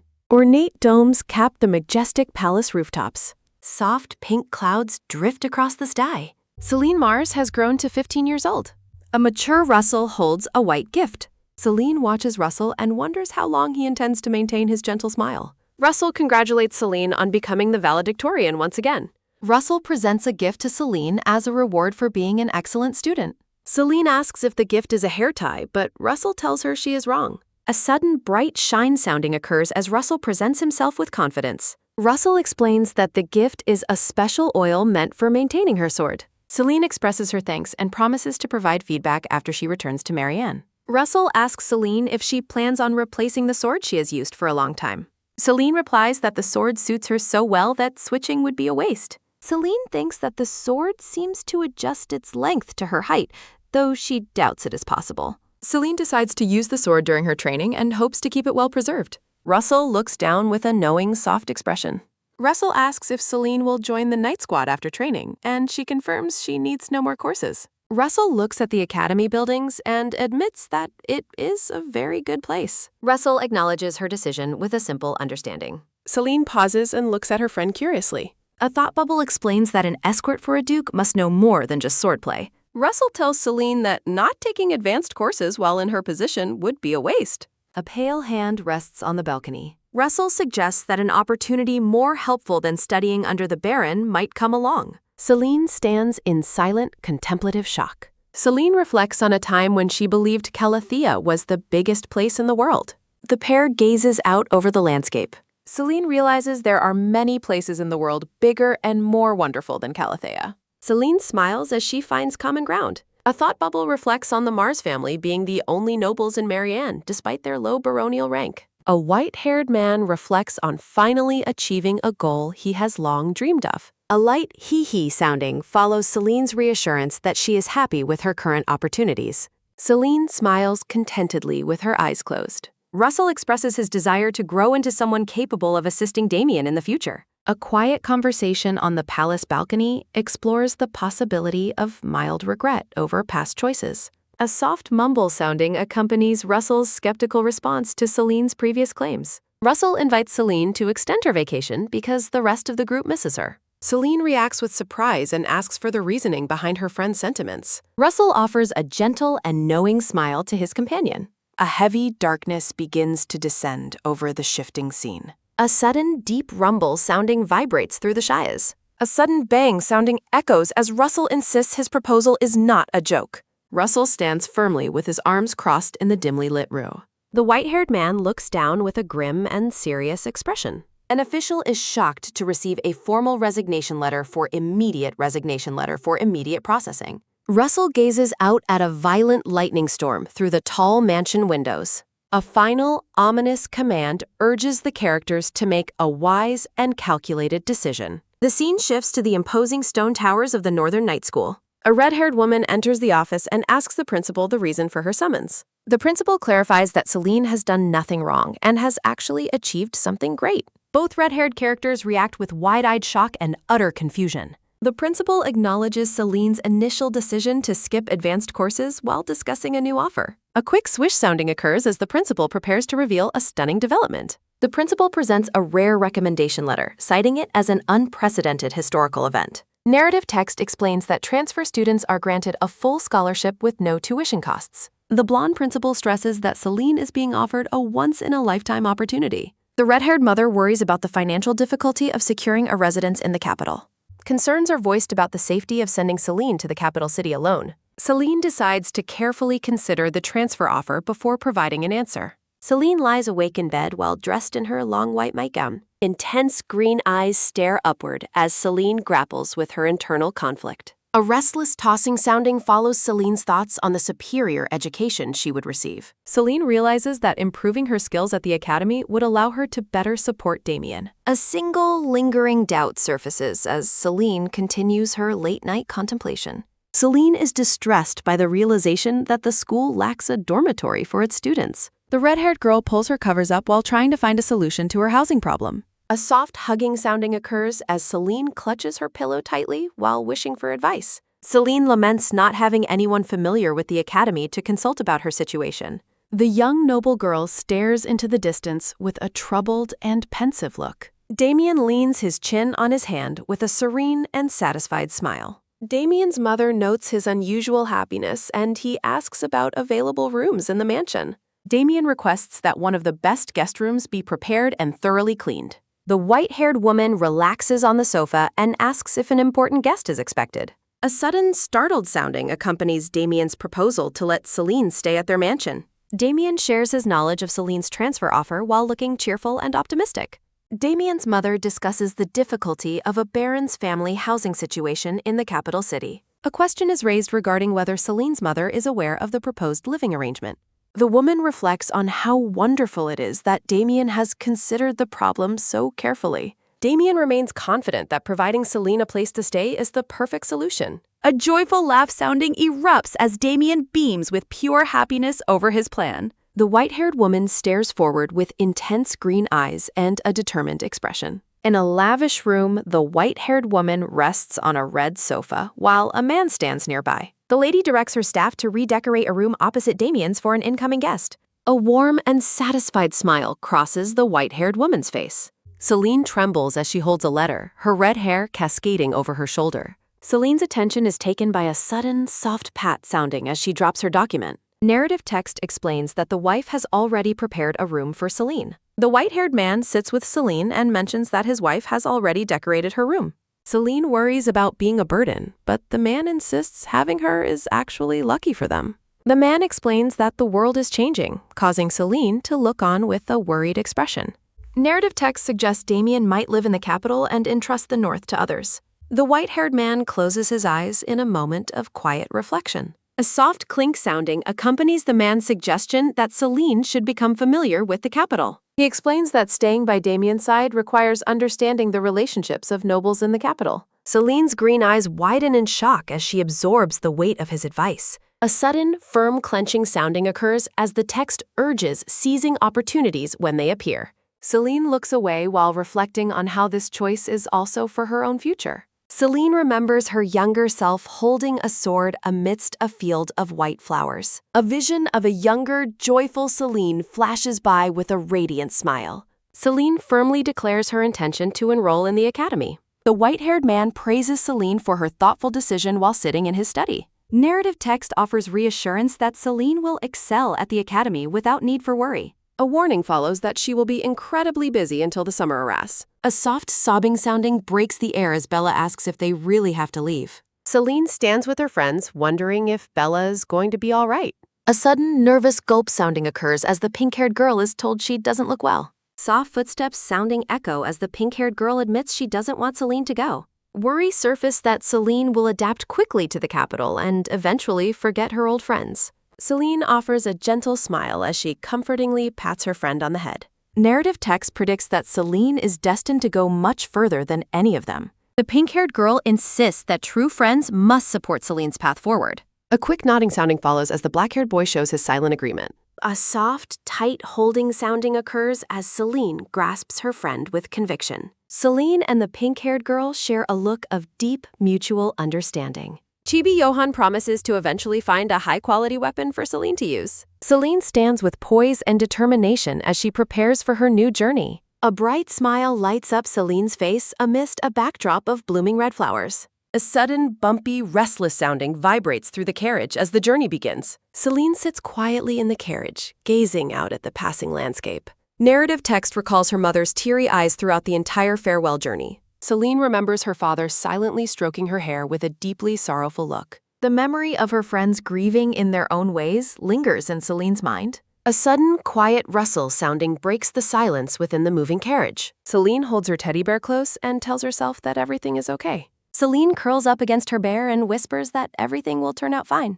Damien lies peacefully in his bed while the room remains shrouded in darkness. A sudden waking sounding follows as Damien opens his eyes with a weary expression. Damien sits up in bed with a tired groan sounding. Damien stands before the large, ornate doors of his room in the quiet mansion. Damien stares intently at the door of the room directly across from his own. A sudden, sharp click sounding occurs at the ornate door. The white-haired boy reflects on how his serious hobby is progressing. He notes that Celine has a hidden soft spot for cute things despite her outward appearance. A soft sounding accompanies the boy's focused gaze. An unseen woman mentions Celine's arrival later that afternoon and suggests the boy should sleep. The white-haired woman walks gracefully through the manor's decorated hallway. She warns that he should rest to avoid greeting Celine with dark circles under his eyes. The woman acknowledges his eagerness to be the first one to welcome Celine. She tells him she will see him again at mealtime. The woman leads the white-haired boy out of the room.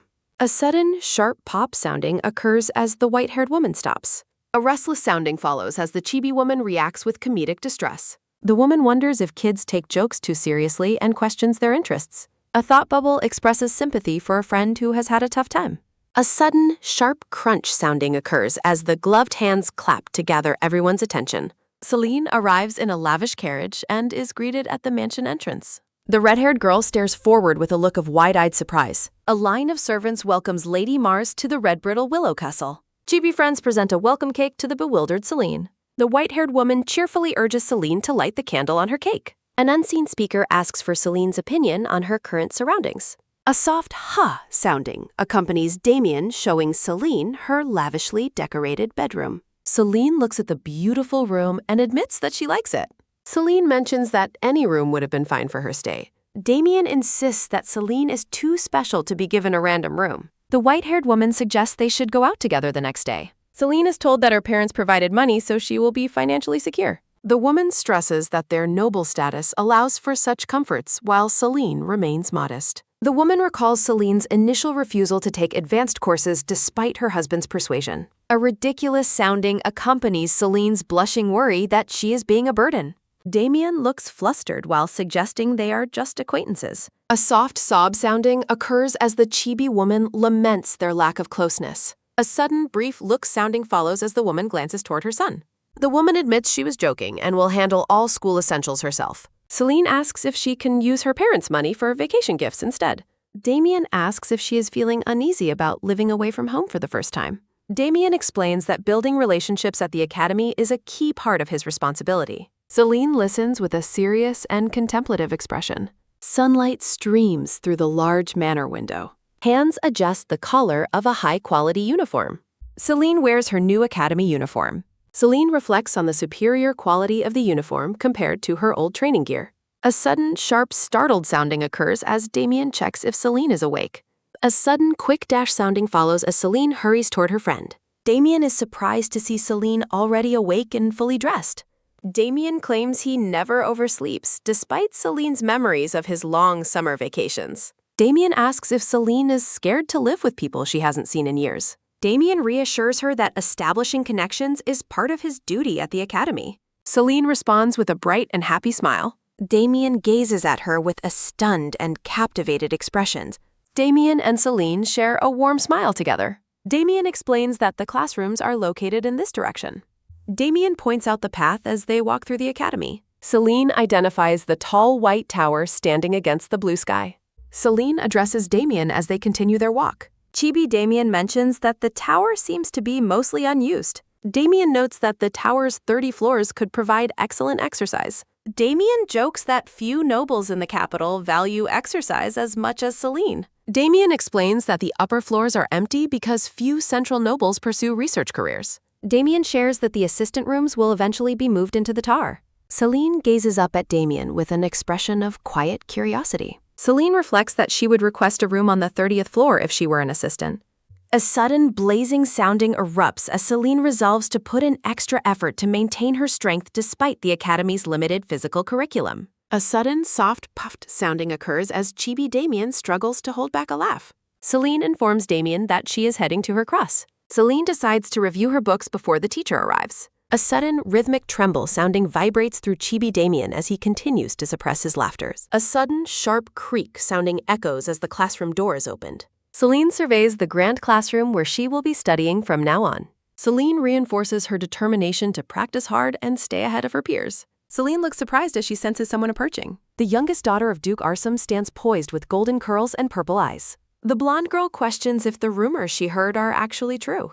Celine looks on with a startled and wide-eyed expression. Celine introduces herself to the group for the first time. A sudden, firm hold sounding occurs as Celine offers her hand and expresses hope for a good relationship. A sudden, light giggle sounding ripples from the background as the blonde girl looks on with a mocking expression. A sudden, sharp chuckle sounding breaks from the blonde girl as she looks down at Celine. Celine's green eyes narrow with focus and resolve. A blonde-haired boy with red eyes enters the room and expresses surprise at Damien's arrival. Damien mentions giving Celine a tour while the blonde boy questions if it was the right time for that. A sudden, soft plop sounding occurs as the blonde boy asks about the document on the desk. Damien looks at the paper with a confused and disinterested expression. A sudden loud whoa sounding escapes the blonde boy as he insists that investigating Celine's ability to get along with others is unnecessary. A sudden, sharp smack sounding echoes as the blonde boy facepalms in exasperation. Narrative text notes that Celine is the first country lady to transfer, and her constant presence with the young duke has drawn much attention. Celine and Damien are remembered walking together through the academy grounds. A sudden, frustrated arg sounding follows as the blonde boy warns that many girls are becoming extremely jealous. Chibi Damien remains confident that Celine can handle herself and will not be treated unfairly. Damien suddenly stops as he realizes Celine might actually be the one to attack Lady Arsum if provoked. A sudden, rapid run sounding repeats as Damien and the blonde boy dash through the hallways. A piercing scream rings out, startling the two boys as they reach the room. The blonde boy looks on with a shocked and fearful expression. A sudden, loud bang sounding occurs as Damien and his friend burst through the doors. A girl with purple hair cries out in distress over a spilled drink. Celine stands with a shadowed face, looking down at the floor. Celine looks up in surprise and questions why Damien and Russell have suddenly appeared. Damien and Russell stare forward with completely stunned and bewildered expressions. The classroom sits in silence as Celine remains at her desk surrounded by her new classmates. Celine observes that she does not feel as excluded as she expected, but also that no one is approaching her, while her imagination pictures classmates mocking her with a series of soft KK soundings. Celine wonders if this is the art of aristocratic communication, until a sudden, loud ack sounding startles her from her desk. A white bird flies through the sky. Someone frantically calls for a manager. A sudden, sharp slam sounding occurs as the bird crashes into the window. A sudden, soft fall sounding follows as the bird collapses and Celine cries out in alarm. A sudden, rhythmic step-step sounding echoes as Celine approaches a student who is cowering behind her desk in fear. A sudden, firm grab sounding occurs. Celine explains that a sparrow calms down when its eyes are covered, holding her hands over the student's eyes. The girls stare at Celine with expressions of pure adoration. A sudden, soft smile sounding follows. 3 blushing girls are completely captivated. A sudden, loud whoa sounding follows as an observer finds the scene amazing. Chibi Celine finishes explaining how the events unfolded. The white-haired woman enthusiastically expresses her desire to see Celine's amazing appearance in person, while Celine looks on with a sweat drop. The Duchess recounts how Damien saw the classroom situation and told Celine to have fun before leaving, prompting Celine to ask if he really did that. Celine asks why everyone around seemed surprised, and the woman confirms that their reaction was natural. Academy interest in swordsmanship remains high. Celine resolves to practice with others whenever she has time, and even set up a history study group. A sudden, soft-touched sounding follows. The woman admits it is a pity, while Celine insists that her promise remains her top priority. A sudden, tight squeeze sounding follows as the Duchess hugs Celine and gushes over how adorable she is. The woman remarks that it is rare for a young lady of Celine's age to dress so simply. The Duchess suggests hiring a specialist for hair and makeup, but Damien's bubble rejects the idea. Damien leans forward with calm composure. A sudden, sharp, startled sounding occurs as the Duchess asks Damien when he arrived, and he reveals he has been there for a while. Inner beauty is vital for knights. Damien asks for Celine's agreement, and she confirms his sentiment with a day's pluck. Damien reflects on how Celine already makes a good impression without makeup, and notes that it would be troublesome if she started wearing it. A sudden, sharp clack sounding occurs as the mother agrees with his idea, but adds a caveat. The Duchess watches with elegant grace. Hands elegantly hold a decorative teacup. The Duchess explains that a suitable appearance will only serve to further highlight Celine's inner beauty. Celine is shocked when the Duchess announces she plans to prepare a dress for Celine's debutante ball. The Duchess reminds Celine of her age and begins checking the registration details for the ball. A sharp gaze watches with focus. Damien asks about the sudden plan and warns that Celine entering high society will draw unwanted attention from many nobles. The Duchess praises Celine's progress while Damien looks on with a skeptical and blue-tinted expression. Supporting Damien requires knowing his associates. Cavalier duties announced for the ball. Stunned disbelief fills his widened eyes. Punctuation marks emphasize the sudden shock. The Duchess playfully notes that Damien can refuse the request. A sudden, sharp anger sounding follows as the Duchess threatens to ask Count Ryder's son instead, causing a vein to pop on Damien's forehead. Damien grumpily agrees to do it while his mother celebrates her successful provocation. A sudden, bright sounding accompanies Lady Arsum asking Celine if she is also participating in the debutante. The girls relax on the grass. Lady Arsum criticizes the idea of wearing a random outfit to a once-in-a-lifetime party. Celine feels unsure about the ball. The blonde girl recommends Madame Lombardi for her impeccable taste and comfortable dress designs. Celine questions whether she should spend money on an expensive dress that she will rarely have the chance to wear. The group reacts with stunned silence to her practical concerns about high society fashion. The Duchess warns Celine Mars that a young noblewoman who does not prioritize beauty every day and debut in a new dress will face mockery from her peers. The Duchess emphasizes that the failure to dress appropriately will negatively affect the reputation of her chaperone and her cavalier as well, leaving Celine worried. Celine sits alone on the floor as she contemplates the heavy social pressure of her upcoming debut. Celine's eye reflects a burning determination as the Duchess declares the current situation to be completely unacceptable. A frantic voice calls out for Damien and the Duchess, interrupting the moment. Russell approaches the white-haired Damien and asks if he is doing all right, noticing the heavy, gloomy energy surrounding him. Russell is terrified by Damien's intense aura as the boy admits he was completely manipulated by the allure of the title Cavaliere. Narrative text details Celine's journey as she selects new dresses, purchases accessories, and occasionally studies the complex etiquette of central nobles. A close-up highlights Celine's green eyes wide with focus during her intense lessons. The Duchess watches over Celine's progress with a blissful and proud expression. Celine looks completely overwhelmed and shocked by the demanding nature of her new lifestyle. A sudden, loud thud sounding accompanies a firm step as Celine begins the physical portion of her training. Celine stands ready in her simple practice attire, focused on mastering the required movements. Narrative text explains that the dance requires maintaining consistent steps until the music ends and staying perfectly in sync with an opponent. Celine practices her ballroom footwork with a tall, blonde instructor. Celine reflects that the high intensity and precision of the dance make it feel exactly like a sword fight. Celine resolves to succeed and encourages herself to push through the difficulty. Celine walks through the dark halls while reflecting on how she should have performed her steps better. Chibi Celine cries and apologizes for repeatedly stepping on her teacher's foot, while the instructor offers reassurances of her perfection. Celine clenches her fist and decides that now is the time for focused practice rather than complaints. Celine focuses all her energy on practicing her footwork to overcome her current mistakes. A mental image reminds Celine that nothing is impossible as long as she tries her absolute best. Damien sits alone in his dimly lit study, engrossed in reading a large book. Damien's attention is caught by a sudden sound vibrating from the room next door. Damien stands up and questions why Celine has not yet gone to sleep.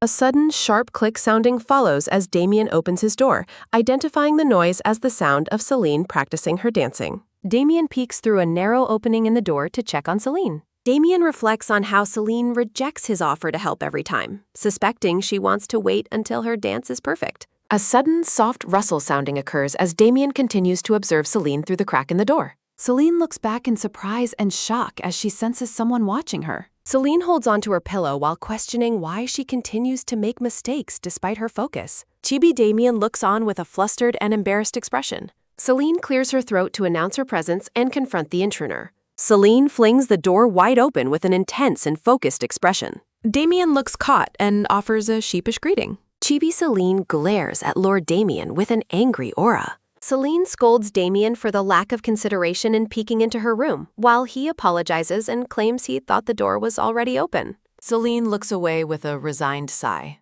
Damien notes the late hour while Celine claims she was simply thirsty and looking for some water. Chibi Celine looks caught as Damien asks if her room ran out of water, clearly knowing she was actually practicing. Damien invites Celine into his room for a drink since he still has water available. Celine sits down and finishes her drink while Damien watches from behind the chair. Celine decides she has had enough to drink while Damien wonders if she thinks he is as stationary as a tree. Damien asks directly if she has been practicing her dancing alone. Celine admits that she keeps making mistakes by stepping on her teacher's foot.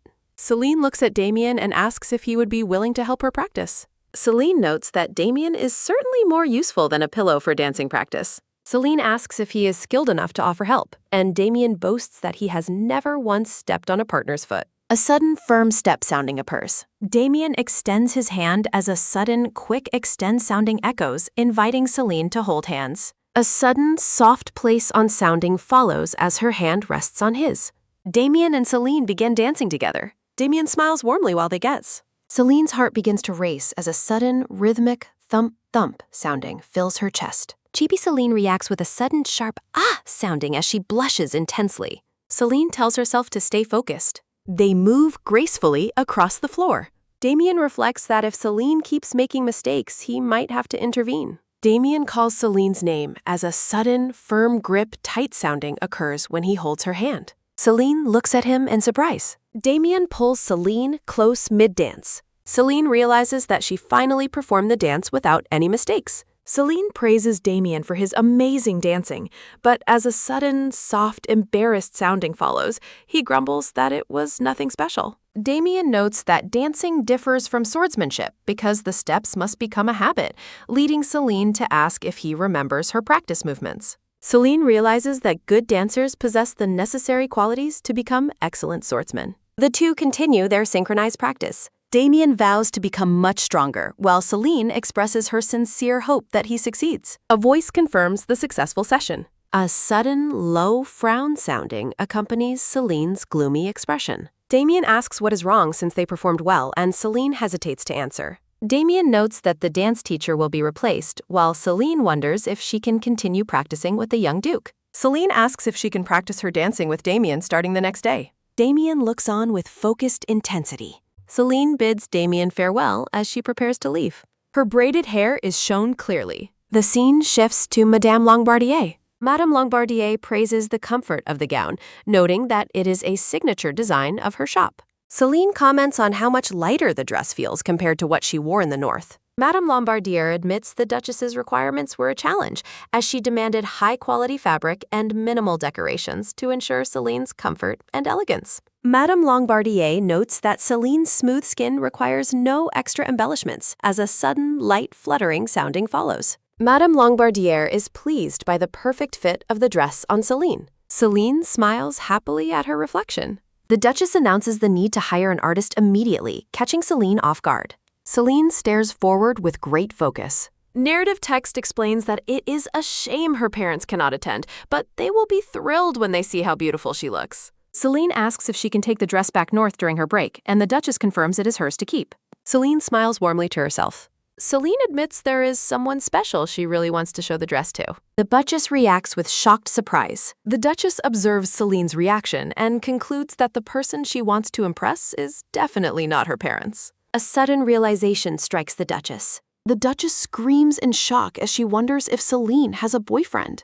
A couple stands together in silhouette. Celine looks forward with a smile. Narrative text explains that it is natural for a young Duke of Willow's status to be betrothed at his age. The Duchess resolves that she will not blindly force Damien into anything or stand by if he is unhappy. The Duchess playfully admits that she simply enjoys teasing Damien because his reactions are so funny. Celine radiates beauty and quiet confidence.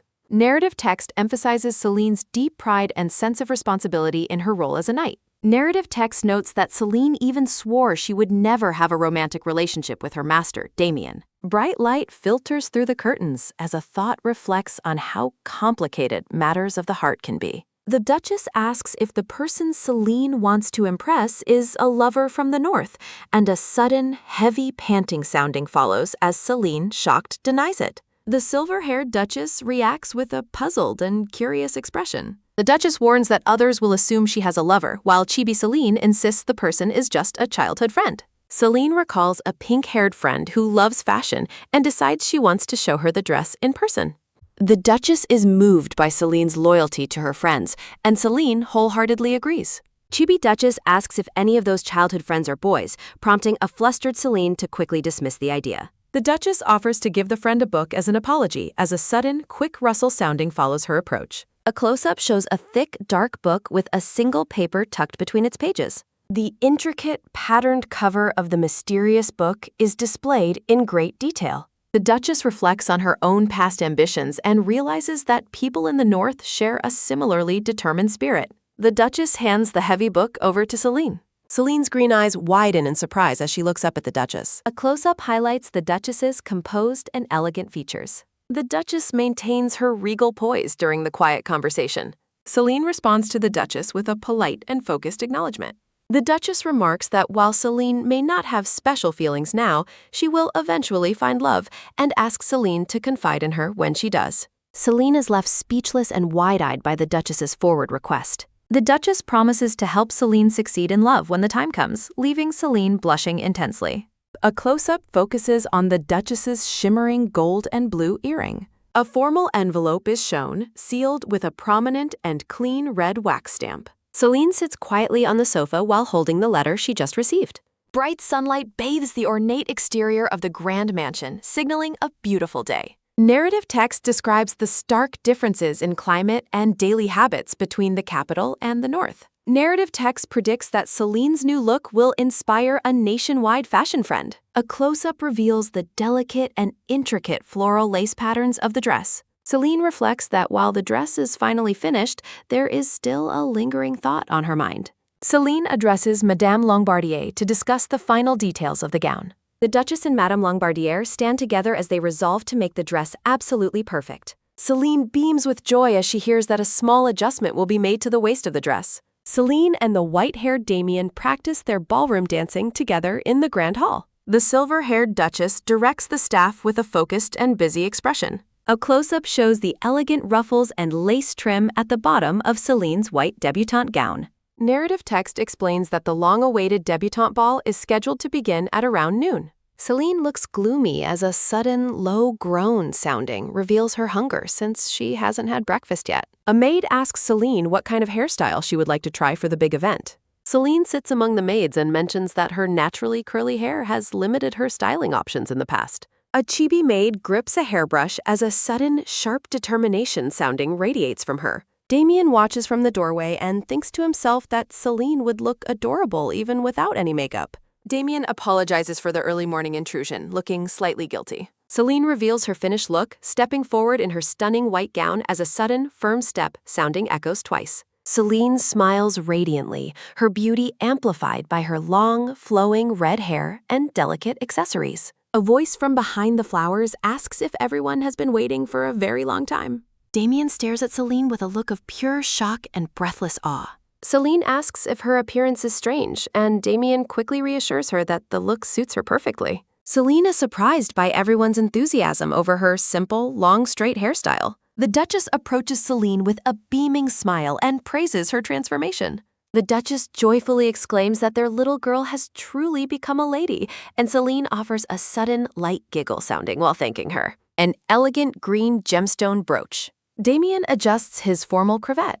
As they arrive at the mansion, the silver-haired Duchess expresses her deep concern to Celine. The Duchess explains that she is worried because she is Celine's chaperone for the important ball. Inside the carriage, the Duchess advises Celine to be mindful of the many guests attending the event. Celine confirmed she has memorized everyone on the guest list. Chibi Celine reacts with a sudden, light blush sounding as she realizes many parents are seeking marriage partners for their children. Celine remains visibly flustered. A voice notes that formal engagements aren't necessary if Celine simply finds a good person to talk to. The Duchess wears a composed expression. Damien mentions to his mother that he does not have a fiancé. Damien stares forward with cold intensity. Damien admits he hadn't considered finding a partner, but the Duchess warns him that men his age without a fiancé are rare. Damien's mother urges him to find a suitable match before it's too late. Damien and Celine enter the ballroom. A voice admires Celine's hair. The blonde-haired Claire approaches and admits that Celine looks surprisingly amazing. Claire suggests that Celine should wear makeup more often, while a sudden, cheerful compliment sounding echoes. Celine thanks Claire and recognizes her beauty, while Claire asks if the man beside her is Damien. Claire introduces herself as Claire Arsum to Damien as a sudden, friendly greeting sounding follows. A sudden, sharp zap sounding occurs twice as Damien sternly tells Claire to stop bothering Celine. A sudden, crackling zap sounding continues as Damien accuses the girl from the south of being deceitful. Claire reflects on how Damien's friendly public persona is a lie and resents how his presence prevents her from spending time alone with Celine. Claire mentions she is attending with her brother Evan, which sparks Celine's curiosity. Celine notes that Claire's brother is known for being a very promising scholar. Claire explains that since Evan isn't the primary heir, he has much more personal freedom. Claire invites Celine to say hello to her family. A voice flatly denies the request for Celine to leave. Damien stands protectively beside Celine. A voice reminds Claire that debutantes must stay with their chaperones when meeting others. Claire becomes annoyed, insisting she only wanted to introduce her own family members. Damien points out that while introductions are normal, he is Celine's cavalier for the evening. Damien leads Celine away while excusing themselves. Celine calls out Damien's name. A firm command demands that hands be removed. Celine stares at Damien in shock.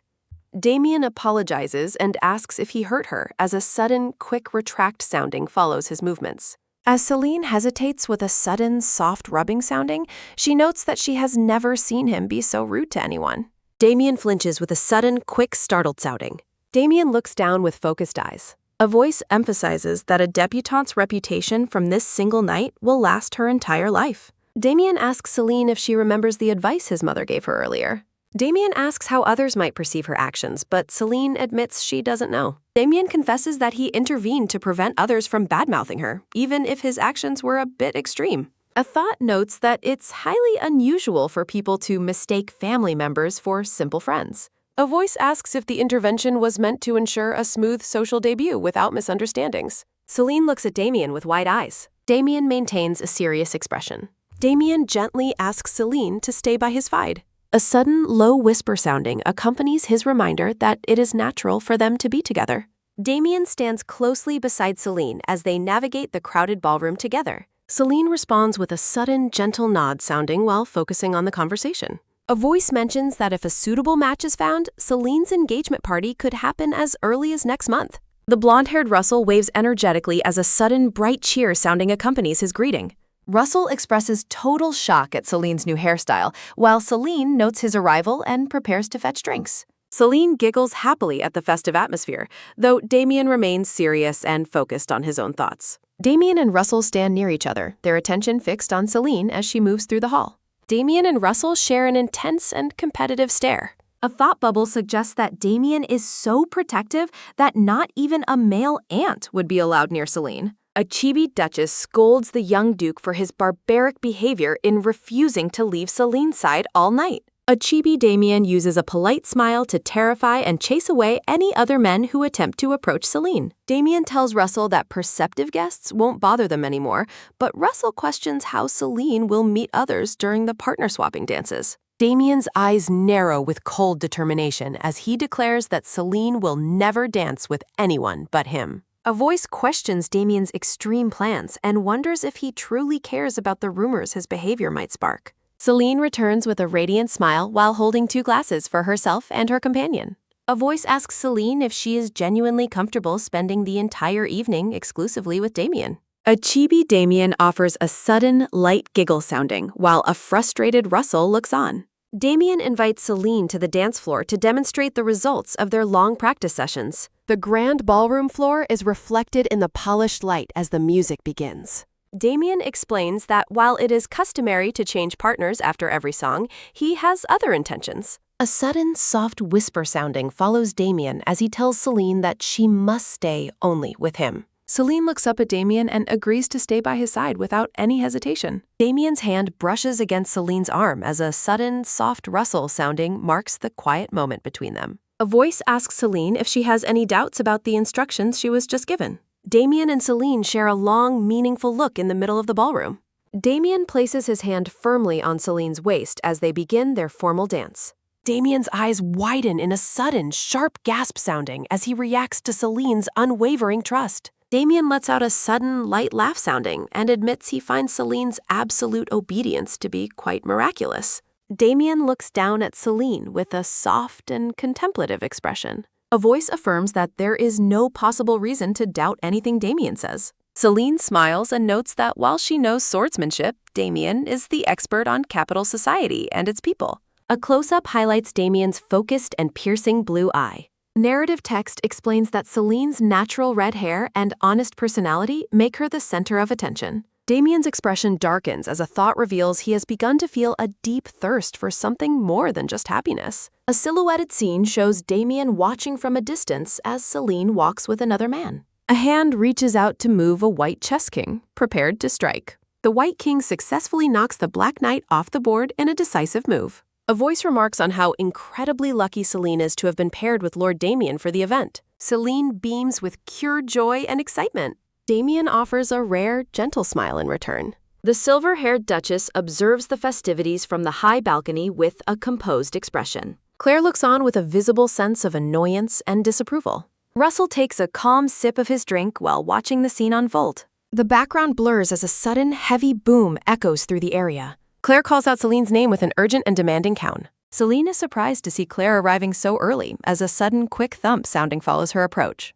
A voice asks for confirmation regarding the rumor that Celine only danced with one person the previous night. Claire leans in close and stares at Celine with intense curiosity and suspicion. A chibi Claire looks completely exasperated by Celine's lack of social awareness. A voice explains that it is standard for girls in high society to secure a fiancé within 3 seasons of their debut. A voice explains customary partner slopping. Exclusive dances sparked many rumors. Claire slams her hands on the desk as a sudden, sharp slap sounding punctuates her frustration with Celine. Celine asks what the rumor means. Celine looks stunned as a voice explains that the rumor of her engagement to the young Duke is not strange at all. Celine frantically denies being engaged to Lord Damien, while Claire notes the weight of a Duke's engagement. A sudden, frantic panic sounding fills the air. Anger flares over the current situation. Claire blames Damien Willow's irresponsible attitude. Claire argues that being his knight doesn't justify ruining Celine's debut, while another girl finds the statement excessive. A sudden, quiet sigh sounding follows. Celine clarifies that Damien was helping her because she had asked him for assistance. The girls listen to her explanation. Claire ponders the word engagement. Claire questions the purpose of Celine's debut, while Celine explains she wanted to learn the social circle she'd protect as Damien's knight. Celine explains she had no intention of getting engaged and doubts anyone from the capital would move to the north. A voice questions her future plans. Celine smiles while holding a puck. Celine asks them to stop bad-mouthing Lord Damien and credits him with a safe social debut. Claire recalls the Duke's focused behavior. Flashback scenes show Damien at the ball. Celine wears a peaceful smile. Celine's green eyes reflect calm focus. Night falls over the cant. A lone tent stands quietly. Sunset paints the academy walls. Damien greets Celine and asks if her class went well. Damien asks why Celine is in such a hurry and invites her to walk together. An ornate carriage waits near by. Celine appears sad while a thought wonders about events at the academy. Damien looks toward her with concern. Celine mentions that her friends believe continuous dancing is only for engaged couples. Celine points out that he didn't share that information at the time. Damien acknowledges she would have danced with others and notes her tendency to avoid inconveniencing people. Damien apologizes for surprising her and admits he should have explained everything more clearly. Damien asks if they aren't truly engaged, while Celine reacts with a sudden, startled huh sounding. Damien anticipated Celine's predictable response. Damien mentions his distant succession. Damien rests his hand pensively. Damien notes their shared lack of interest in engagement makes it a good choice despite misunderstandings. Damien asks if they should dance separately at future balls, but Celine refuses, so he tells her to dance only with him next time. Celine worries that their behavior might cause people to misunderstand again. Chibi Celine reflects on how easily rumors spread within capital social circles. Celine giggles as she recalls hearing strange rumors about him when they first met.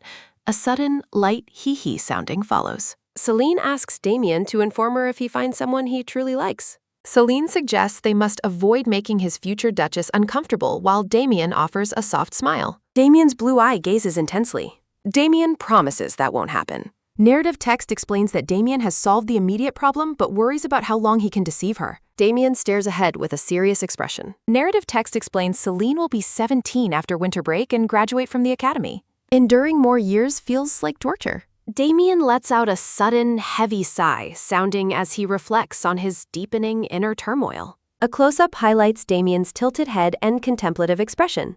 Damien wonders if his repetitive mental chanting will remain enough to help him maintain his composure around Celine. Damien sits alone on a dark sofa, appearing lost in heavy thought. A black boot makes a firm landing on a bright red step.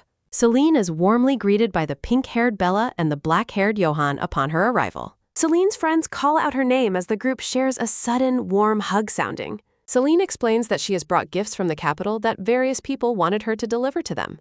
Celine offers Johann a box of iron samples to help with his smithy decisions and gives Bella a book sent by Madame Lombardi. Celine presents a newly published botanical book intended for their friend Chico. The friends react with a sudden, deeply touched sounding as they feel moved by Celine's thoughtfulness. The friends mention they have prepared a gift for Damien's graduation ceremony as a sudden, quick dash sounding follows their departure to fetch it. Celine looks at a beautifully wrapped gift box with a sudden, curious ta-da sounding. Celine presents a selection of sheep's wool socks and gloves that she sheared herself for both her and the Duke. A young girl gifts Celine homemade scones and thanks her as Celine responds with gratitude. Celine notes that the young Duke remained behind to study when asked who was unable to return for the break. Celine reveals that Damien's busy schedule is the specific reason she chose to return home for a visit. Celine explains her desire to find a gift for Damien that carries a deeper symbolic meaning rather than being just a material object. Celine asks for suggestions for her trip to Calathea, while Bella questions if she has decided on a specific type of gift. Bella looks at Celine with a skeptical and pensive expression.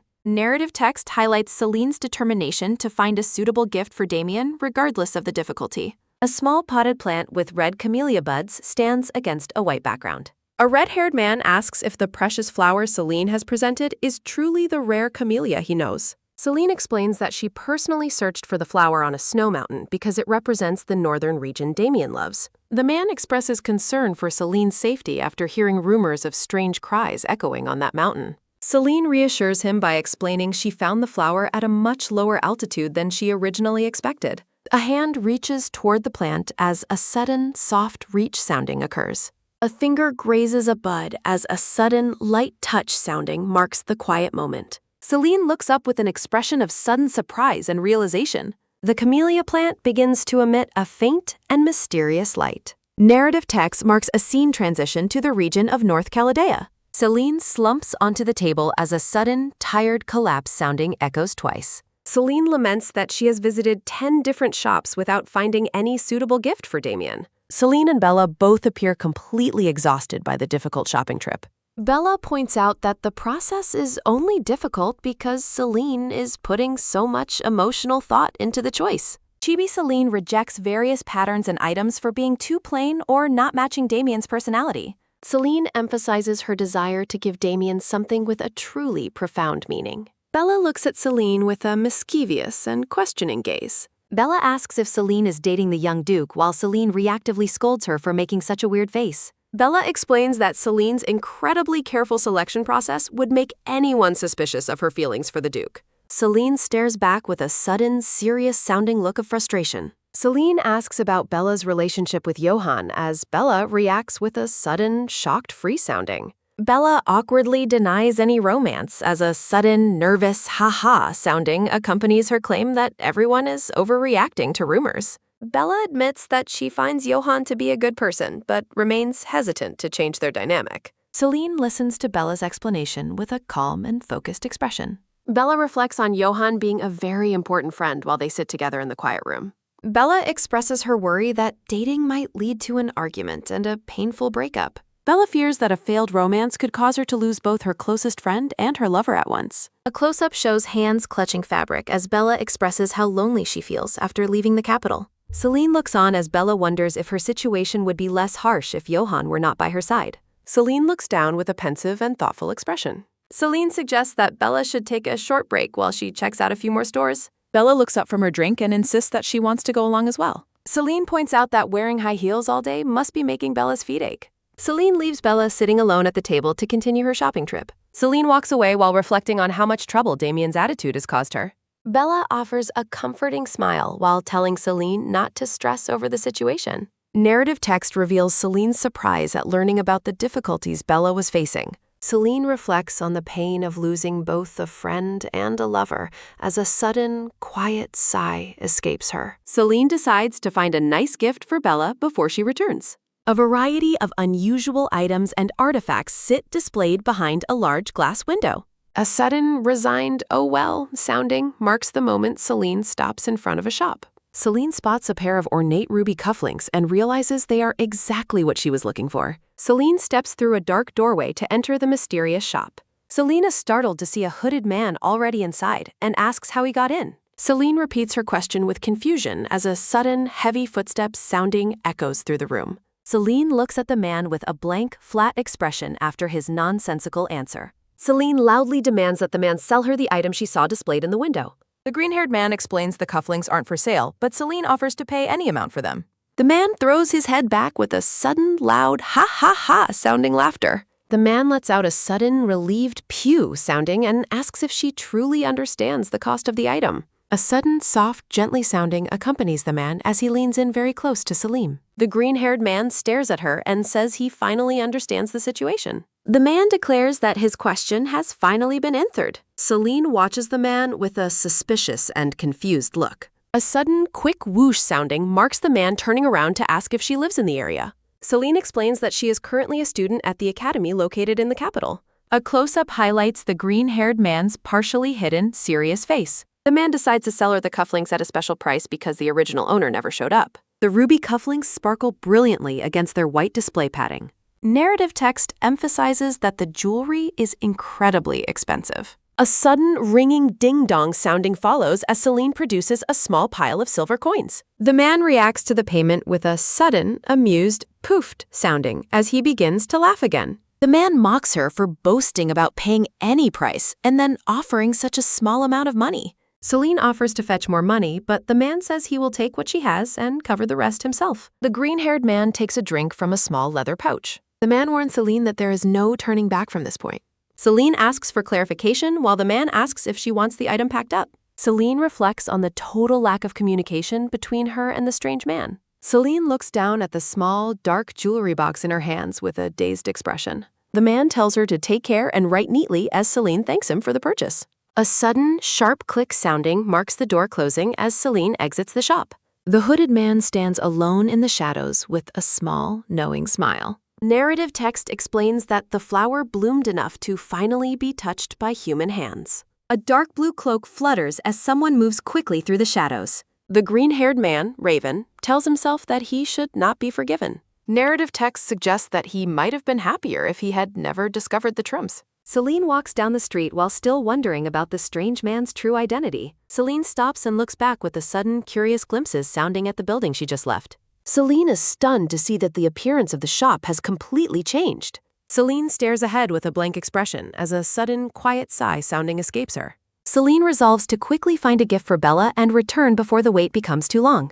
The scene shifts to the quiet, grand corridors of a sunlit mansion. Celine returns holding a small gift box as Damien asks if she has arrived back. Celine stands before Damien, ready to share the items she brought from her trip. Celine presents a ribbon-wrapped gift from the children at Marianne, asking Damien to accept it. Celine shows Damien a box containing socks and charcoal pieces meant for both of them. Celine mentions that Mia and her aunt prepared tea for them to enjoy together later in the kitchen. Damien questions her habit of wearing socks to sleep, and Celine explains it was necessary for the cold winters. Damien looks at Celine with a soft, affectionate expression as she finishes her explanation. Celine presents a second, more ornate jewelry box with a sudden, soft rustling sounding. Celine looks at Damien with a bright, expectant smile as she offers him her personal gift. Celine admits she chose the item specifically for him, though she remains unsure of his reaction. Celine suggests moving to a room to see the gift, but Damien insists on opening it immediately. Celine frantically pushes Damien toward a different spot to look at the gift as a sudden, flustered sounding occurs.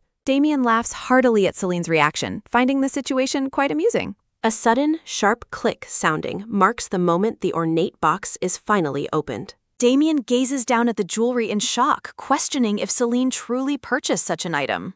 A brilliant ruby cufflink surrounded by diamonds sparkles intensely under the light. Damien stares at the jewelry box and declares that the gift is officially his to keep.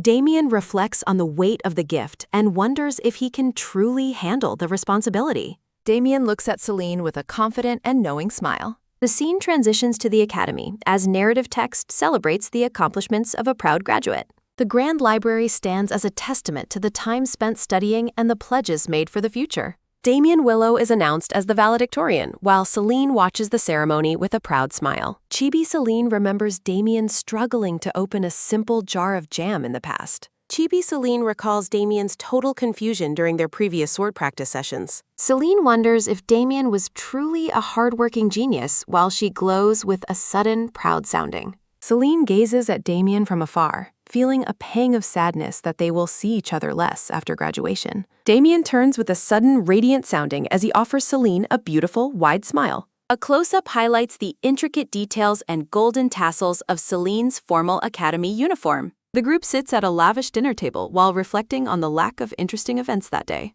Celine looks up with a surprised and slightly wide-eyed expression during the dinner conversation.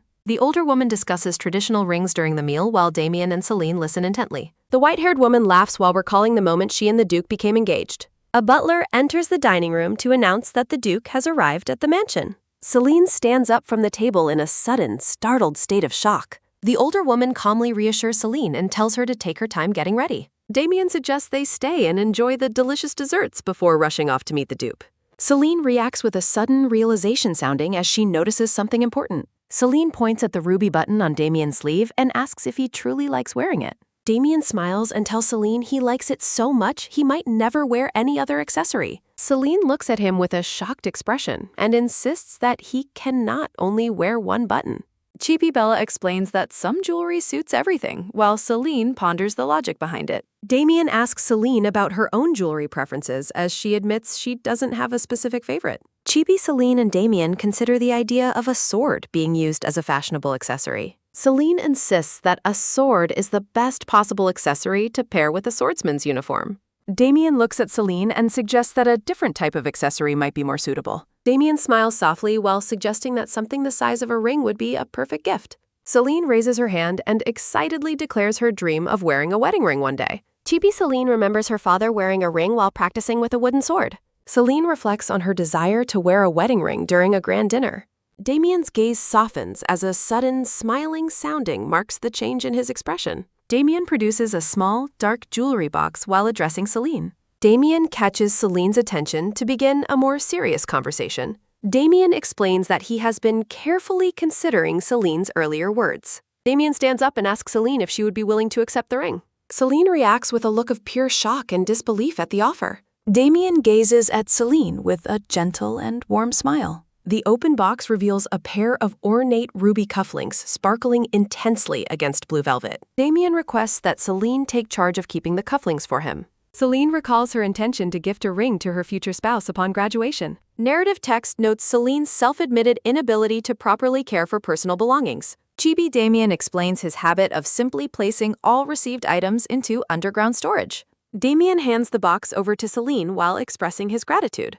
Celine transitions the conversation as she prepares to ask another question. Celine questions Damien about the timing of his own marriage. Damien admits he hasn't even received a confession from anyone yet. Damien laughs at the idea of being seen as incompetent if Celine marries first. Damien offers Celine a calm and knowing smile. Celine looks at him with a serious and slightly stunned expression. Damien gives a short, affirmative response to her query. Celine vows to ignore any romantic advances until Damien finds a fiancé. Celine resolves to tell others that she currently has no intention of marrying. A sudden touch sounding occurs as Damien reaches out to the box. Celine looks at Damien with a bright and happy smile. Celine encourages Damien to look for his own destined person. Damien looks at her and agrees with her sentiment. Damien suggests that his destined person might be unexpectedly close to him. Night settles over the grand and illuminated towers of the Red Brittle Mansion. Celine asks if the meal was enjoyable during their social gathering. The family and guests gather in the lavish drawing room to socialize together. Celine asks about the facial wound on Baron Mars as she approaches with a sudden, calm sounding. Narrative text reveals that someone suggested the Baron should have rested instead of visiting. Damien stands ready as the Baron insists on personally delivering a gift to him. Baron Mars identifies the gift as a rare flower known as a camellia. Baron Mars describes how he discovered the rare plant while climbing a mountain. Chibi Celine looks at the new plant with a sense of wonder and curiosity. Damien gazes down at the flower with a thoughtful and calm expression. Damien thanks Baron Mars and promises to take excellent care of the flower. A sudden lift sounding accompanies Damien as he picks up the potted camellia. Celine asks for permission to visit Damien's room to see the plant later. Chibi characters debate the appropriateness of friends visiting each other's private rooms. Damien smiles and assures Celine that she has never caused him any trouble. The Duchess tells the young pair to go rest early as it is getting late. The Duchess reminds Damien he is still her child while the adults stay behind to talk. Celine and Damien walk through the grand hallway, reflecting on being treated like children. Celine looks down at her boot and mentions the need to be more realistic about her life. Celine reflects on moving forward alone now that her time at the academy is ending. Celine realizes that Damien's future responsibilities as a duke will make him much busier. Damien mentions that Russell has started working in the House of Commons, and Celine notes that Count Ryder is the current leader there. A sudden, quiet stop sounding occurs as a black shod foot halts on the patterned floor. The pair walks together down a grand, sunlit hallway lined with elegant benches and floral arrangements. Damien bids Celine a good night, and she warmly wishes for him to sleep well too. Narrative text offers final congratulations on a successful graduation. The scene shifts to a bright, clear sky 2 weeks after the Academy's opening day. A vibrant camellia plant with bright red flowers sits tucked away in a dark pot. Celine reacts with a sudden realization sounding as she checks the time and worries about being late. Celine waves a bright farewell to Damien while running off toward her next destination. Damien offers a short, gentle laugh, sounding well promising to see Celine again soon. The grand, multi-tiered towers of the Academy stand tall against a brilliant blue sky. Celine looks ahead with a focused expression while wearing her formal white and gold Academy uniform. A close-up highlights Celine's sharp green eyes as she concentrates on her surroundings. Chibi Celine looks around with a sudden, searching sounding as if she is hunting for something. Celine observes the empty corridors and notes that there is currently no one else around. Celine pauses in her tracks as the shadowy silhouettes of other students pass through the hallway. Celine gazes up at a towering clock tower and wonders if something is wrong. Celine asks her companions if they feel a gaze from above, but they assure her that no one is there. Celine mentions that the teaching assistant's room is located in that tower and complains that her feet are already hurting. Celine notes that class will start soon and urges the group to hurry while still wondering whose gaze she felt. Sunlight glints off the high, arched windows of the Grand Stone Academy building. A caption marks the passage of time as classes finally come to an end for the day. A close-up focuses on the golden tassels and intricate embroidery of a formal uniform. Celine stands alert among blooming flowers, looking as if she has just been surprised. Celine adopts a skeptical expression while questioning if anyone suspicious has entered the area. Celine resolves to reach the top floor with her companion before suddenly asking who is standing there. Celine spins around with a sudden, startled swoosh sounding as her eyes go wide with shock. Celine is stunned to see Damien standing behind her, dressed in a formal, dark navy uniform. Damien looks at Celine with a calm, steady gaze, appearing completely at home in his new attire. Celine stands in disbelief and questions why Damien is present at the Academy. A sudden realization sounding marks the moment Celine stops to process the situation. Celine points at Damien's shirt and asks for an explanation with a look of pure confusion. Narrative text reveals that Damien has decided to serve as a teaching assistant at the Academy for the next 3 years. Damien offers a short, happy grin sounding while looking at Celine with a bright expression. Golden buttons on a navy uniform sparkle under the light, highlighting the prestige of the position. Chibi Celine is left speechless and flabbergasted by the unexpected news. Celine asks for the location of Damien's room, and he reveals that it is at the very top of the tower. Damien explains that the high floor is perfect for his training, much to Celine's continued surprise. An attendant approaches and informs Damien that he has been waiting to receive him. The attendant bows deeply and requests that Damien follow him to check on the new office. Damien and the attendant begin the long climb up a narrow, winding stone staircase. The attendant starts to lose his breath and leans forward as the steep climb continues. The attendant gasps for air while leaning against the wall, clearly exhausted by the many stairs. They finally reach the top, and the attendant shivers from the sheer physical effort of the journey. A sudden, sparkling sounding occurs as the attendant presents an ornate gold key passed down from the Academy's founding.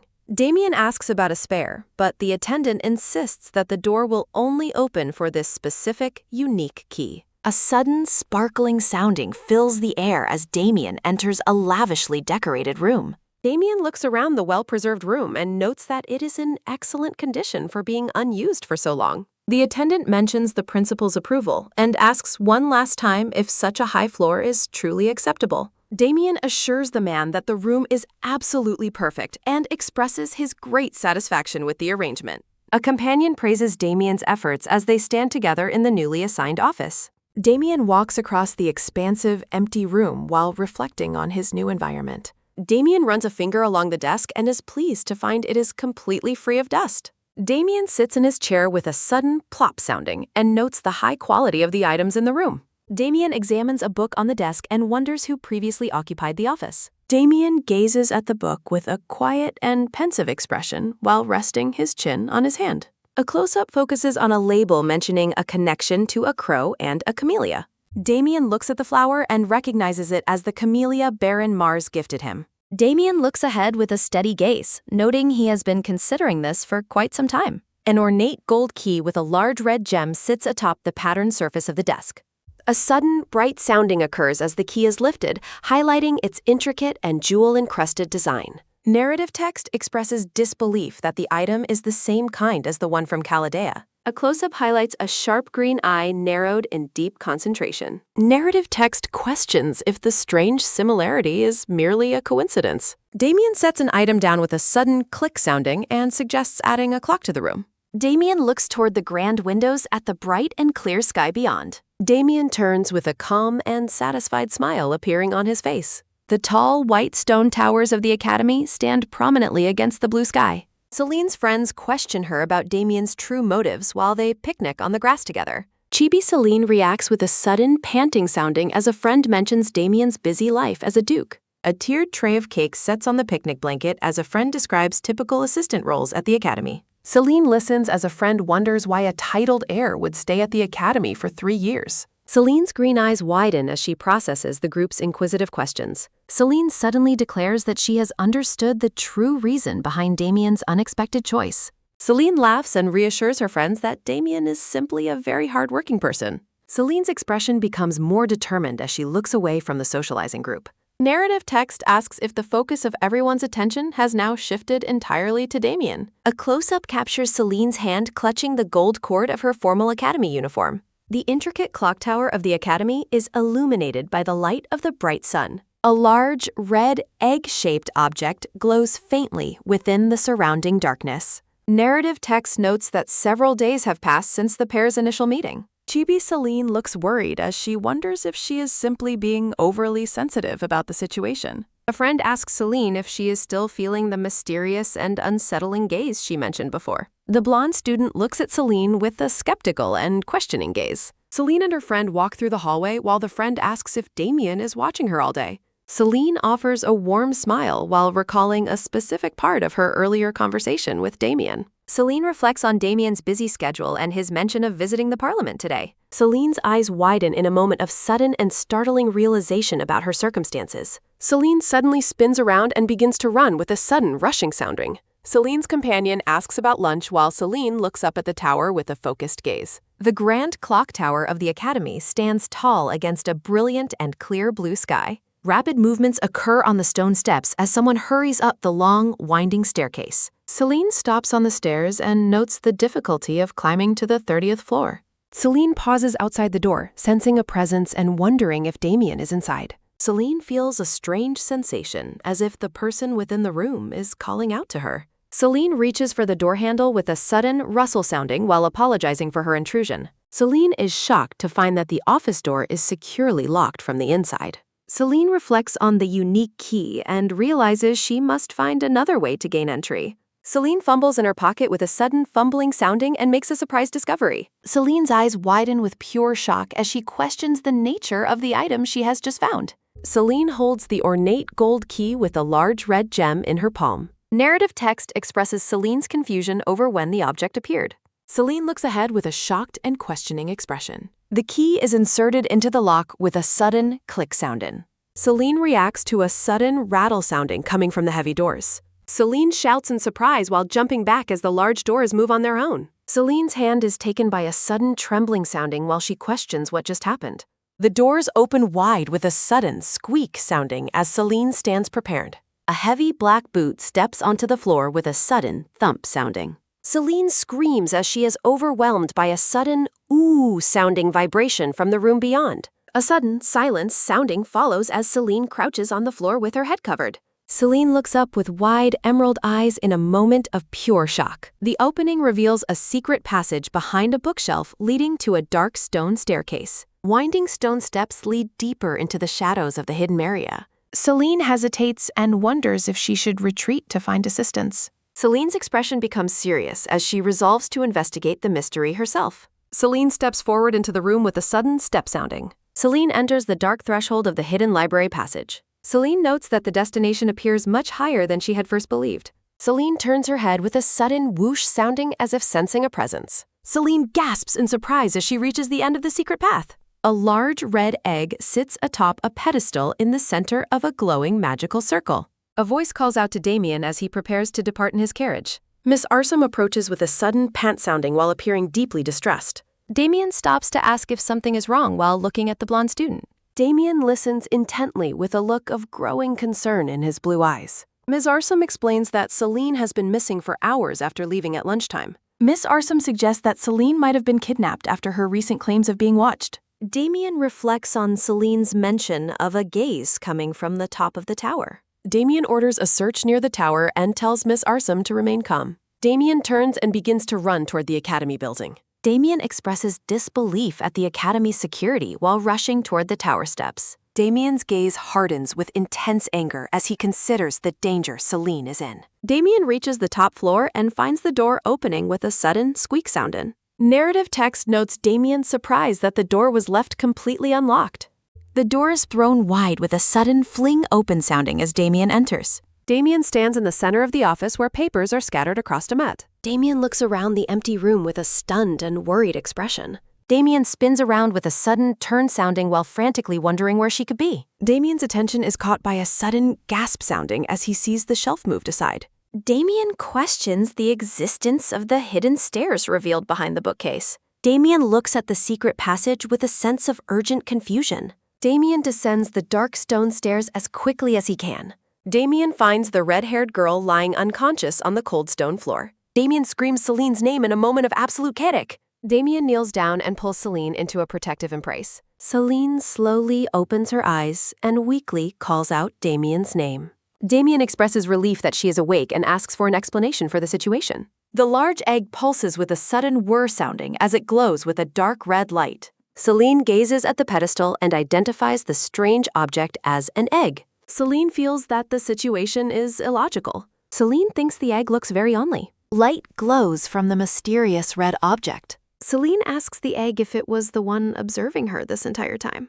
Celine's finger brushes the shell with a sudden touch sounding. The magical circle hums with a sudden whir sounding. Celine screams in shock as bright beams of light erupt from the floor. A massive aura erupts with a sudden whoosh sending. Damien asks for confirmation that she lost consciousness immediately after making physical contact with the mysterious object. Celine reassures Damien that she is feeling much better and manages to stand up.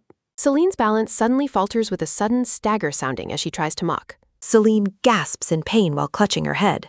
Damien tells her not to force herself and suggests that she sit down to rest. Celine leans against Damien within the tower. Celine pauses to recover from her pain. Celine notes with surprise that her sudden headache has vanished completely. Celine turns her head with a sudden glance sounding. Celine moves back with a sudden approach sounding. Damien warns her to keep her distance because they still do not know what the object is.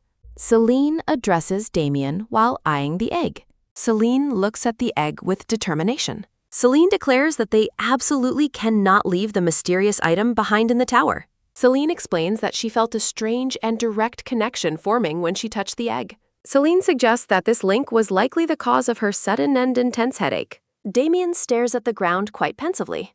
Damien insists that she is still a patient and tells her to focus on leaving while he carries it. Damien explains that her body hasn't recovered and she might drop the egg on the stairs, so she agrees to let him carry it. The red egg pulses with a rhythmic and sudden whir X2 sounding. Oppressive shadows fill the tower's stone passage. Damien reacts to the pulsing egg with a sudden, startled sounding. Damien carefully carries the egg as it emits a constant whir sounding. Jerome Fisher's glasses catch a glint sounding. Jerome links the ancient library documents to the mysterious connection Damien described. Celine's intense pain is briefly recalled. The egg sits silently on its pedestal. Damien asks the librarian if they are still unable to identify the specific species of the monster. An open book displays dense ancient writing. Damien asks if treating the egg will help her condition, but Jerome explains that such an outcome is currently impossible to predict. Damien and Jerome look intensely serious. Narrative text explains that the connection is a monster's instinctive imprinting bond with its parent. Jerome advises that they should maintain the status quo for now, causing Damien to question the meaning behind his vague suggestion. Damien explains that some monster species carry a terrible curse that activates if anyone harms their offspring. Jerome confirms that dragons are a well-known example of this behavior and warns that Lady Mars could be in significant danger. Narrative text highlights the unbelievable nature of the connection. Damien dismisses the librarian and asks for some privacy. The heavy door is shut with a sudden, close sounding. Damien thinks that the talk of connections and monsters is completely absurd. Damien looks pensive and deeply troubled. Damien sits alone among his books. Narrative text states that Celine was the specific trigger that caused the egg to appear. Close-up of the mysterious red egg. A new life begins with the egg. Celine makes a cute, sulking expression. Celine reassures her companion during a meal that there is no need to worry. The egg occupies a seat at dinner. A detailed gaze reveals emerald eyes. Celine finishes an impressively large meal. Jerome explains the egg's parasitic nutrient consumption. Celine stands up from her seat. Celine carries the heavy egg through halls. Official efforts are made to resolve the matter. Rumors of the egg reach high society. Celine stands before the Grand Academy Tower. A friend calls out to Celine and asks what she is holding. Celine encourages her hesitant friends to approach, insisting the egg is not dangerous. Celine is startled by a sudden scream sounding as the mysterious egg vibrates. Celine senses the egg's sudden happiness while her friends watch in confusion. Celine smiles and says the egg likes it more if you touch it. The blonde-haired girl watches with weary goat. Celine moves the egg with a sudden swish sounding while offering it to her friends. A hand tentatively brushes the red shell. Claire reacts with a surprised, blushing expression. The group slowly accepts their new companion. A tiny dress for the egg is revealed with a sudden ta-da sounding. Celine explains that Bella sent the basket from the countryside as the girls walk. Bella's letter advises that the egg must be kept warm at all times. Celine explains that the heavy egg feels light if treated as muscle training. Celine worries the egg might break while she keeps it close during training. Celine looks ahead with a thoughtful gaze. A warm greeting asks Celine how she has been lately over a floral background. A handsome blonde man greets them tearfully. Sir Russell explains he is delivering documents for the Noble Institute meeting at the Academy. Russell comments on the sudden declaration of a teaching assistant role at the tower. A close detail of the gentleman's attire. Sir Russell introduces himself to the girls as a friend of Farine. Sir Russell greets them and notes he heard they are very close to Celine. Sir Russell requests that the ladies continue to treat Celine well as a sister. Sir Russell offers a pleasant farewell. Celine waves and tells Sir Russell to take care. The friends ask Celine for the identity of the man who just left. Claire notes Russell is a friend of Duke Willow and wonders if the Duke has friends. A warm memory shows 3 childhood friends fishing on a pier. Damien and Russell frequently visited Marianne together during every holiday. The trio rests peacefully under the sun. Celine is taken by a sudden sounding while wondering if Russell is bullying Damien. The girls question if Sir Russell looked angry despite the duo being close friends. Claire is caught by a sudden dazed sounding as she stares blankly into the distance. A focus on the details of her uniform. Celine asks Claire what is wrong, but Claire dismisses her concern. The brown-haired friend begins asking another question. Claire asks if the person mentioned is similar to the young Earl. An unknown figure watches from the shadows as the girls request a future introduction. A man with vibrant green hair stands solemnly under the bright sky. A mysterious hooded man gazes forward with a calm and distant expression. Celine smiles with genuine warmth and happiness. The hooded man remains seated on the floor in quiet contemplation. A close focus on the man's gloved hand resting against the stone. The green-haired man looks up with a look of silent determination. The man decides he must keep a watchful eye on the situation a while longer. 1 year passes and Damien asks if Celine has finished her packing. Celine confirms she is ready from behind her bedroom door. Damien waits patiently with a steady and serious gaze. Damien questions the weight of the bag, and Celine confirms it is the only one. Damien hoists the massive backpack with a sudden grab sounding. Celine is stunned as Damien effortlessly asks if there is anything else to carry. Celine says there isn't anything left, and Damien leads the way out. The pair walks through the grand hallway as Celine carries the red egg. Celine watches Damien and wonders when he became so remarkably strong. Celine recalls his past struggles with small tasks and scholarly anger. Damien tells her to rely on him and not to push herself too hard. Celine is caught by a sudden sounding while doubting his true identity. Celine reflects on her old wishes for him and the fear of their eventual parting. Celine's expression softens with a hint of melancholy as her thoughts wander. Celine is taken by a sudden, startled sounding as she snaps back to reality. Celine gives an energetic confirmation as they reach their destinations. The sun shines brilliantly through the drifting white clouds. Narrative text introduces the campsite and tells everyone to unload their gear. The group arrives at the campsite and drops their bags with a sudden place sounding. Celine looks over the camp area with an excited and happy smile.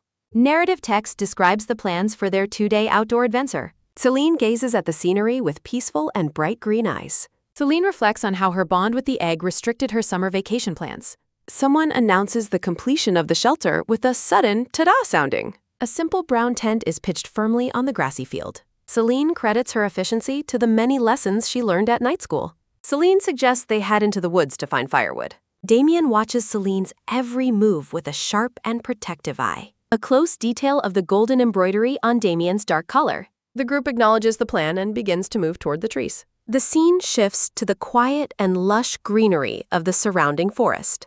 Celine looks away with a slight and pensive frown. Damien's gaze softens with concern as he watches her. Sunlight filters through the dense canopy of the tall trees. The group works together to pile the collected branches on the ground. Claire asks if more wood is needed, but Celine suggests sharing their surplus. Celine leads her friends further into the wilderness to explore. Celine pauses as she spots something unexpected through the bushes. Celine's eyes widen with a look of pure amazement. A sparkling blue stream flows peacefully through the forest clearing. Celine identifies the water source and notes its usefulness for the group. Celine notices mushrooms at a tree. Celine prepares to cross the stream as she hears a sudden rhythmic pull, X2, sounding, while her friends worry about getting their shoes wet. Hands pull up the trouser hem. Celine offers a bright smile and tells her companions to stay back while she gathers the mushrooms. Celine moves through the shallow water with a sudden rhythmic wade X2 sounding. Celine carries the lace-trimmed basket. A hand brushes the mushroom cap. Celine lets out a sudden happy hee-hee sounding while imagining the variety these will add to their dinner. Celine scans the area with a sudden, curious look, sounding while searching for a place to put her harvest. The red eggshell blessens. Celine lifts the heavy egg from its basket with a sudden, straining hup sounding. Celine sets the heavy egg down. The egg escapes its resting place and moves with a sudden, continuous roll, sounding. Celine looks up with a smile. Celine reaches for the egg and remarks that they can finally return to the camp. A look of horror strikes Celine. The egg moves toward the edge with a sudden, rapid roll. Celine is frozen in shock as a sudden, heavy splash sounding echoes when the egg hits the water. Celine dives into the cold stream. A blurry figure approaches in darkness. Celine wakes with a sudden, gasping, startled sounding while snapping her eyes open. Damien watches with an intense daze. Celine moves with a sudden, quick sit-up sounding while questioning why Damien is there. Celine looks down with deep guilt. Damien scolds Celine for her reckless behavior and points out that her actions nearly cost her life. Damien reassures Celine that the egg is safe because he brought it back himself. Damien sternly announces that he is removing her from her position as a night guardian. Damien turns away with a sudden, soft, gently sounding as he questions her ability to protect others when she cannot protect herself. Damien orders Celine to climb onto his back so he can carry her. Celine tries to refuse his help, but Damien tells her not to be stubborn because he is furious. Damien carries Celine through the trolley. Celine's eyes fill with silent regret. Damien looks ahead with grim focus. Celine bows her head and offers a quiet, sincere apology to Damien. Damien tells Celine to rest while her companions support her with concerned expressions. Damien's boots trudge through the dirt. Damien walks away from the cope. Narrative text reflects on the consequences if the mysterious connection had truly manifested. Damien stares forward with icy resolve. Stars twinkle in the sunset sky. Celine lies awake in the dark with a sudden, slow blink sounding. Celine rises from her bed with a sudden, tired sit-up sounding. Celine walks toward her friends and asks if they require any assistance with the chores. Celine decides she should do something helpful now that she has regained her strength. A single mushroom sits on display. Celine looks down in quiet pot. Celine's expression is full of sorrow. Claire asks if she is working for the Duke as Celine reacts with a sudden, flustered X2 sounding. Damien looks back in total shock. Narrative text explains that Damien disregarded his own safety and jumped into the water to save her. Damien holds the red egg while looking down with a somber expression. Celine reacts with surprise when asked if that is the case. Narrative text reflects on Celine's shock at seeing Damien's rare and intense anger despite his usually kind demeanor. A friend observes Celine's flustered state and notes how much Damien clearly treasures her. The friends express playful jealousy over the attention Celine receives. Celine is taken by a sudden gasping sound as she reacts to their teasing. The girls suggest that being cared for by someone as wonderful as Damien is a dream, causing Celine to blush. Celine insists that Damien is simply a gentle person who would help anyone, while the friends remain skeptical about the young Duke's motives. Celine stares ahead with a shocked and overwhelmed expression. A voice calls out for Claire against the backdrop of a darkening night sky. The friends leave to wash dishes while reminding Celine to guard the egg carefully inside the tent. The campsite remains quiet as a small fire burns with a sudden, rhythmic burn sounding. Celine considers cleaning up to stay busy until someone offers their assistance. Damien approaches with a warm smile, taking Celine by surprise. Celine moves with a sudden, rhythmic, stiff X2 sounding while insisting she can handle the chores alone. Damien asks if she is angry, prompting a flustered denial from Celine.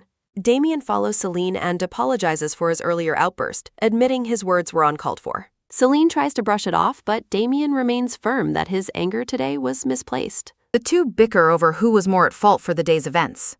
Damien proposes a truce where Celine avoids danger and he promises not to lose his temper. Damien continues to take the blame as Celine wonders if the distinction truly matters. Damien's attention is taken by a sudden, soft chuckle sounding as he tries to put Celine at ease. Celine turns around with a sudden, surprised puff sounding. Damien gazes at Celine with a quiet and intense look. Damien offers a bright smile that leaves Celine visibly blushing. Celine is taken by a sudden startled sounding as she hears her friends returning. Celine rushes back to her tent to avoid further scolding, bidding Damien a quick goodnight. Claire catches Celine and warns her against running in her current state. Damien watches Celine leave with a pensive expression.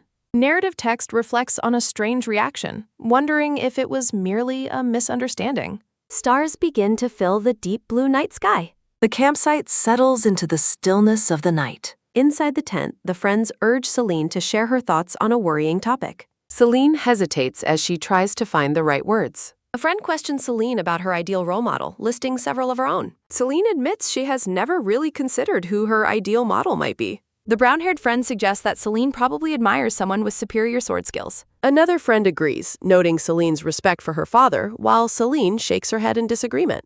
Celine clarifies that her ideal partner doesn't necessarily need to be a better swordsman than her. The girls press Celine to describe the kind of person she actually likes. Celine explains her interest in hardworking individuals and her desire to find someone who complements her shortcomings. Claire reflects on Celine's answer and admits she also appreciates hardworking people. The group shifts the conversation toward personality traits like thoughtfulness. The friends watch Celine with looks of intense suspicion and curiosity. Celine reacts with shock when a friend points out that her description perfectly matches Damien. Celine moves with a sudden, rhythmic, frantic, and hesitate sounding, while desperately claiming Damien is only her future master. Celine doubts that Damien truly treats her with the kindness and respect her friends suggest. A friend offers to introduce Celine to a potential gentleman caller. The silhouettes of a potential suitor named Louis are discussed as someone who liked Celine instantly. The friend warmly recommends her brother, insisting he is a good man who fits all of Celine's criteria. Celine reacts to the suggestion with a look of surprise. Claire asks Celine if the Duke is her only close companion. Claire suggests that Celine should meet other people before it is too late. Claire reassures Celine while suggesting she simply enjoy a cup of tea with others. The group is urged to sleep as the professor approaches with a sudden rustle sounding. Celine lies awake in the quiet darkness of the tent. Celine's eyes remain open as she stares into the shadows. A friend complains that the sand will not come out of her hair. Narrative text reflects on the need for a thorough shower and rough hands. The brown-haired friend plans to sleep all day with a sudden grab sound in. Claire asks Celine about the conversation they had the previous day. Celine is taken by a sudden and startled expression. A small friend suggests that they continue their discussion in more detail later. Celine looks away with a pensive and uncertain expression. Narrative text explains Celine's decision to try something new for a clear mind. The group of friends walks together under a bright and clear sky. Narrative text notes Celine's realization about her growing closeness to Damien. Celine remembers Damien's gentle smile during a past encounter. Celine looks ahead with a newfound sense of resolve. Damien considers the year remaining until Celine graduates from the academy. A blonde man sighs while bringing up the subject of Louis Gardner. The blonde man strikes the desk with a sudden smack sounding while criticizing Louis's nerve. Damien scoffs at the idea of a date with a sudden Scotch sounding. Damien's hand moves a paper across the desk with a sudden slide sounding. Damien reads a report about a popular singer known as the Rose Expert. The blonde man explains the fame of the singer and the rumors surrounding her. Damien dismisses the singer while the blonde man playfully teases him. The blonde man describes the singer's beauty and her rumored noble lineage. The blonde man notes the singer's picky nature and questions her family background. The blonde man offers a bright smile as Damien remains deep in thought. Narrative text explains the singer's commoner background and her fear of exposure. Damien stares forward while pondering the price required to meet her. Damien rises from his chair with a sudden stand sounding as he prepares to leave. Damien announces his destination as the blonde man watches with a confused expression. Damien turns away with a subtle and knowing smirk. Narrative text describes a chance meeting over rose tea between Louis and the singer. Damien maintains an intense and focused gaze. Narrative text notes how quickly the suggestion of a walk was made. Damien mumbles about easily swayed hearts with a sudden mumble sounding. Celine is struck by a moment of utter disbelief. Damien addresses a misunderstanding while Celine listens with her head bowed. Damien looks at Celine and announces that it is time for them to go. Damien gently lifts Celine's chin with a sudden caress sounding while expressing concern. Celine and Damien question each other's unexpected presence in the busy neighborhood. Damien notes that Celine is alone and beautifully dressed despite her previous claims. Celine becomes visibly flustered with a sudden embarrassed sounding.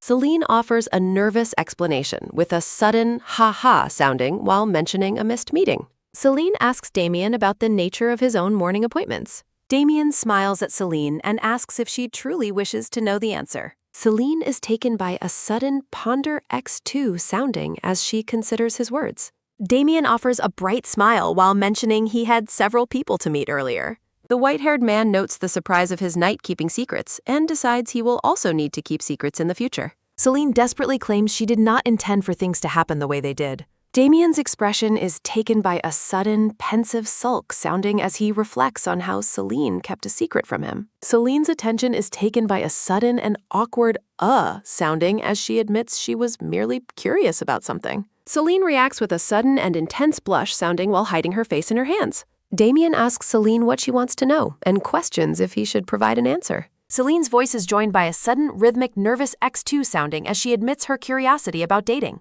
Damien suggests that gaining experience once might be beneficial, while Celine inwardly panics about admitting her true feelings for him. Celine responds with a look of sudden surprise. Damien gazes ahead with a warm and gentle smile. Damien acknowledges his own gender and suggests that Celine should try dating him to see how it feels. Celine stares back with an expression of complete and utter confusion. Damien defines their nicely dressed encounter on a beautiful day as a date, causing Celine to react with a sudden, panicked, oh God sounding. Damien moves with a sudden and direct point sounding while indicating the bright sky above. The two stand together in the street as Damien reflects on their fine attire. Celine looks ahead with an expression of total shock. Damien moves with a sudden, quick lean sounding and a startled sounding from Celine as he asks if she dislikes his outfit. A close-up reveals the intricate details of the blue gemstone brooch on Damien's collar. The decision is made to head out as the scenery shifts toward a bustling street. Damien announces their arrival at the clothing store while Celine watches in silence. Damien points out that Celine failed to compliment his outfit, leading to a flustered denial from her. Damien offers his hand and playfully complains about waiting too long for her to take it.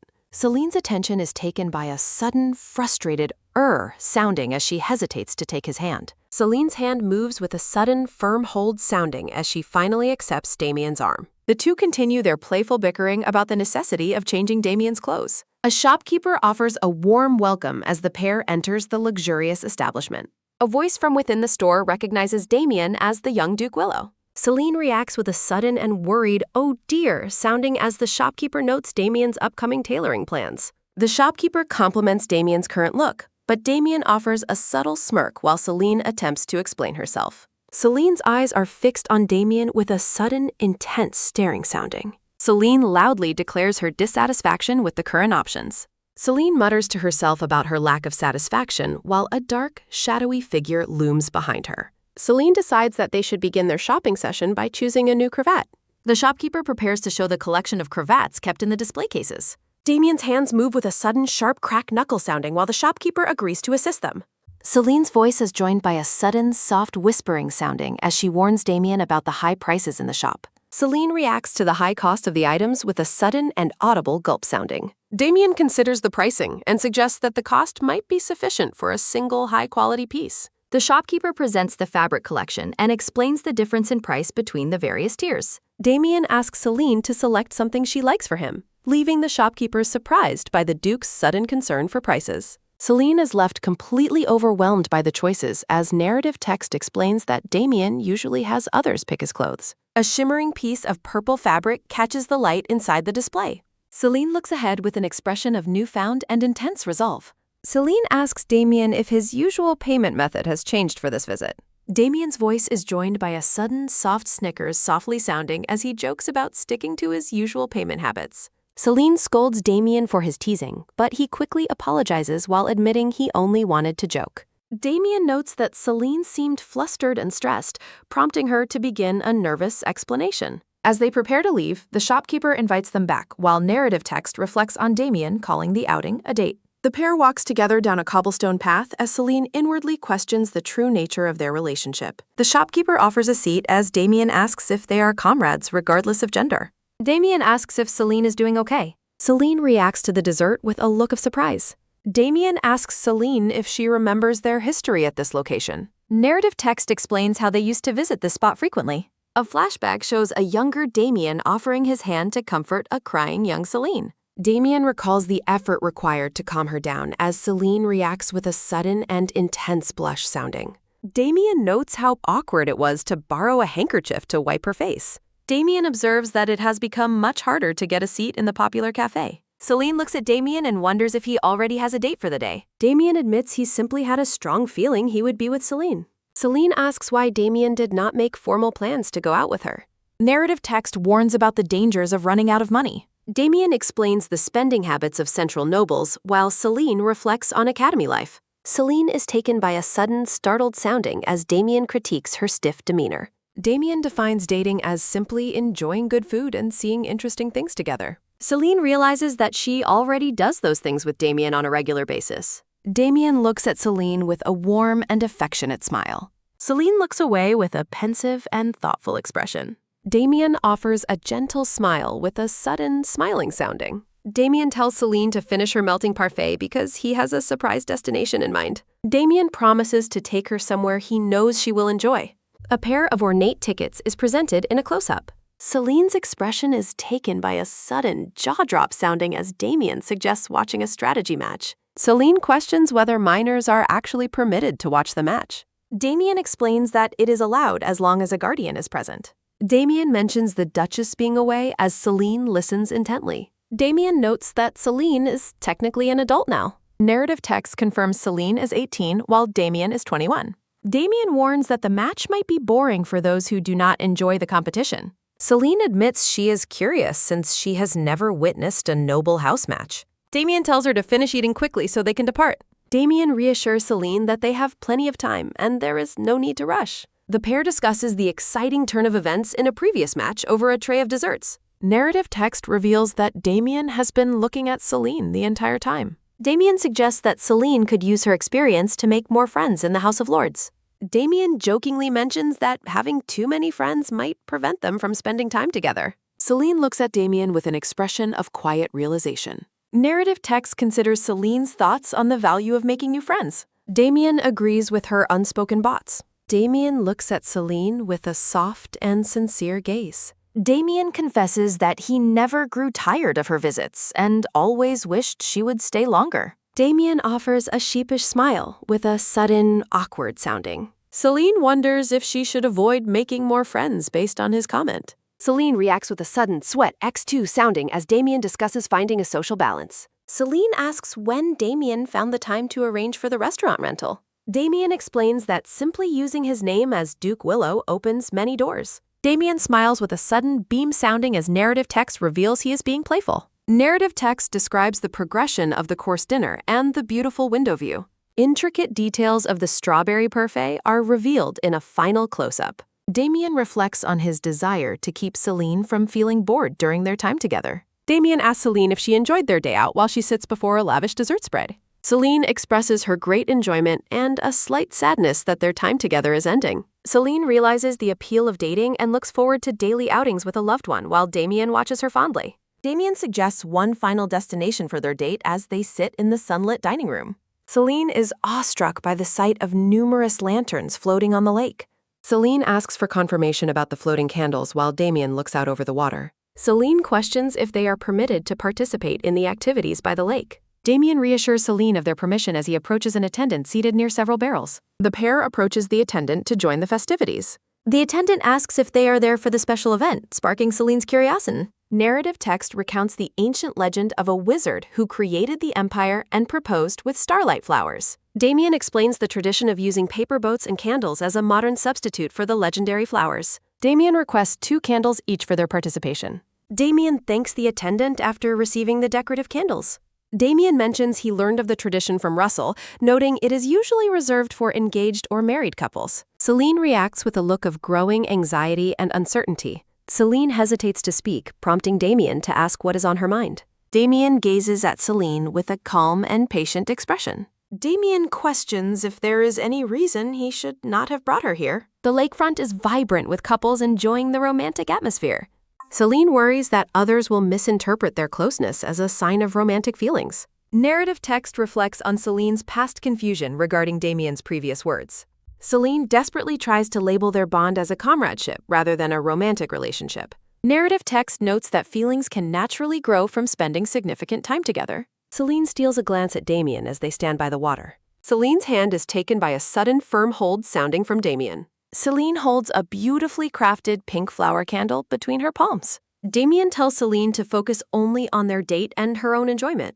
Damien encourages Celine to place her candle on the water to avoid any future regrets. Damien confesses that this outing is also his first experience with a genuine date.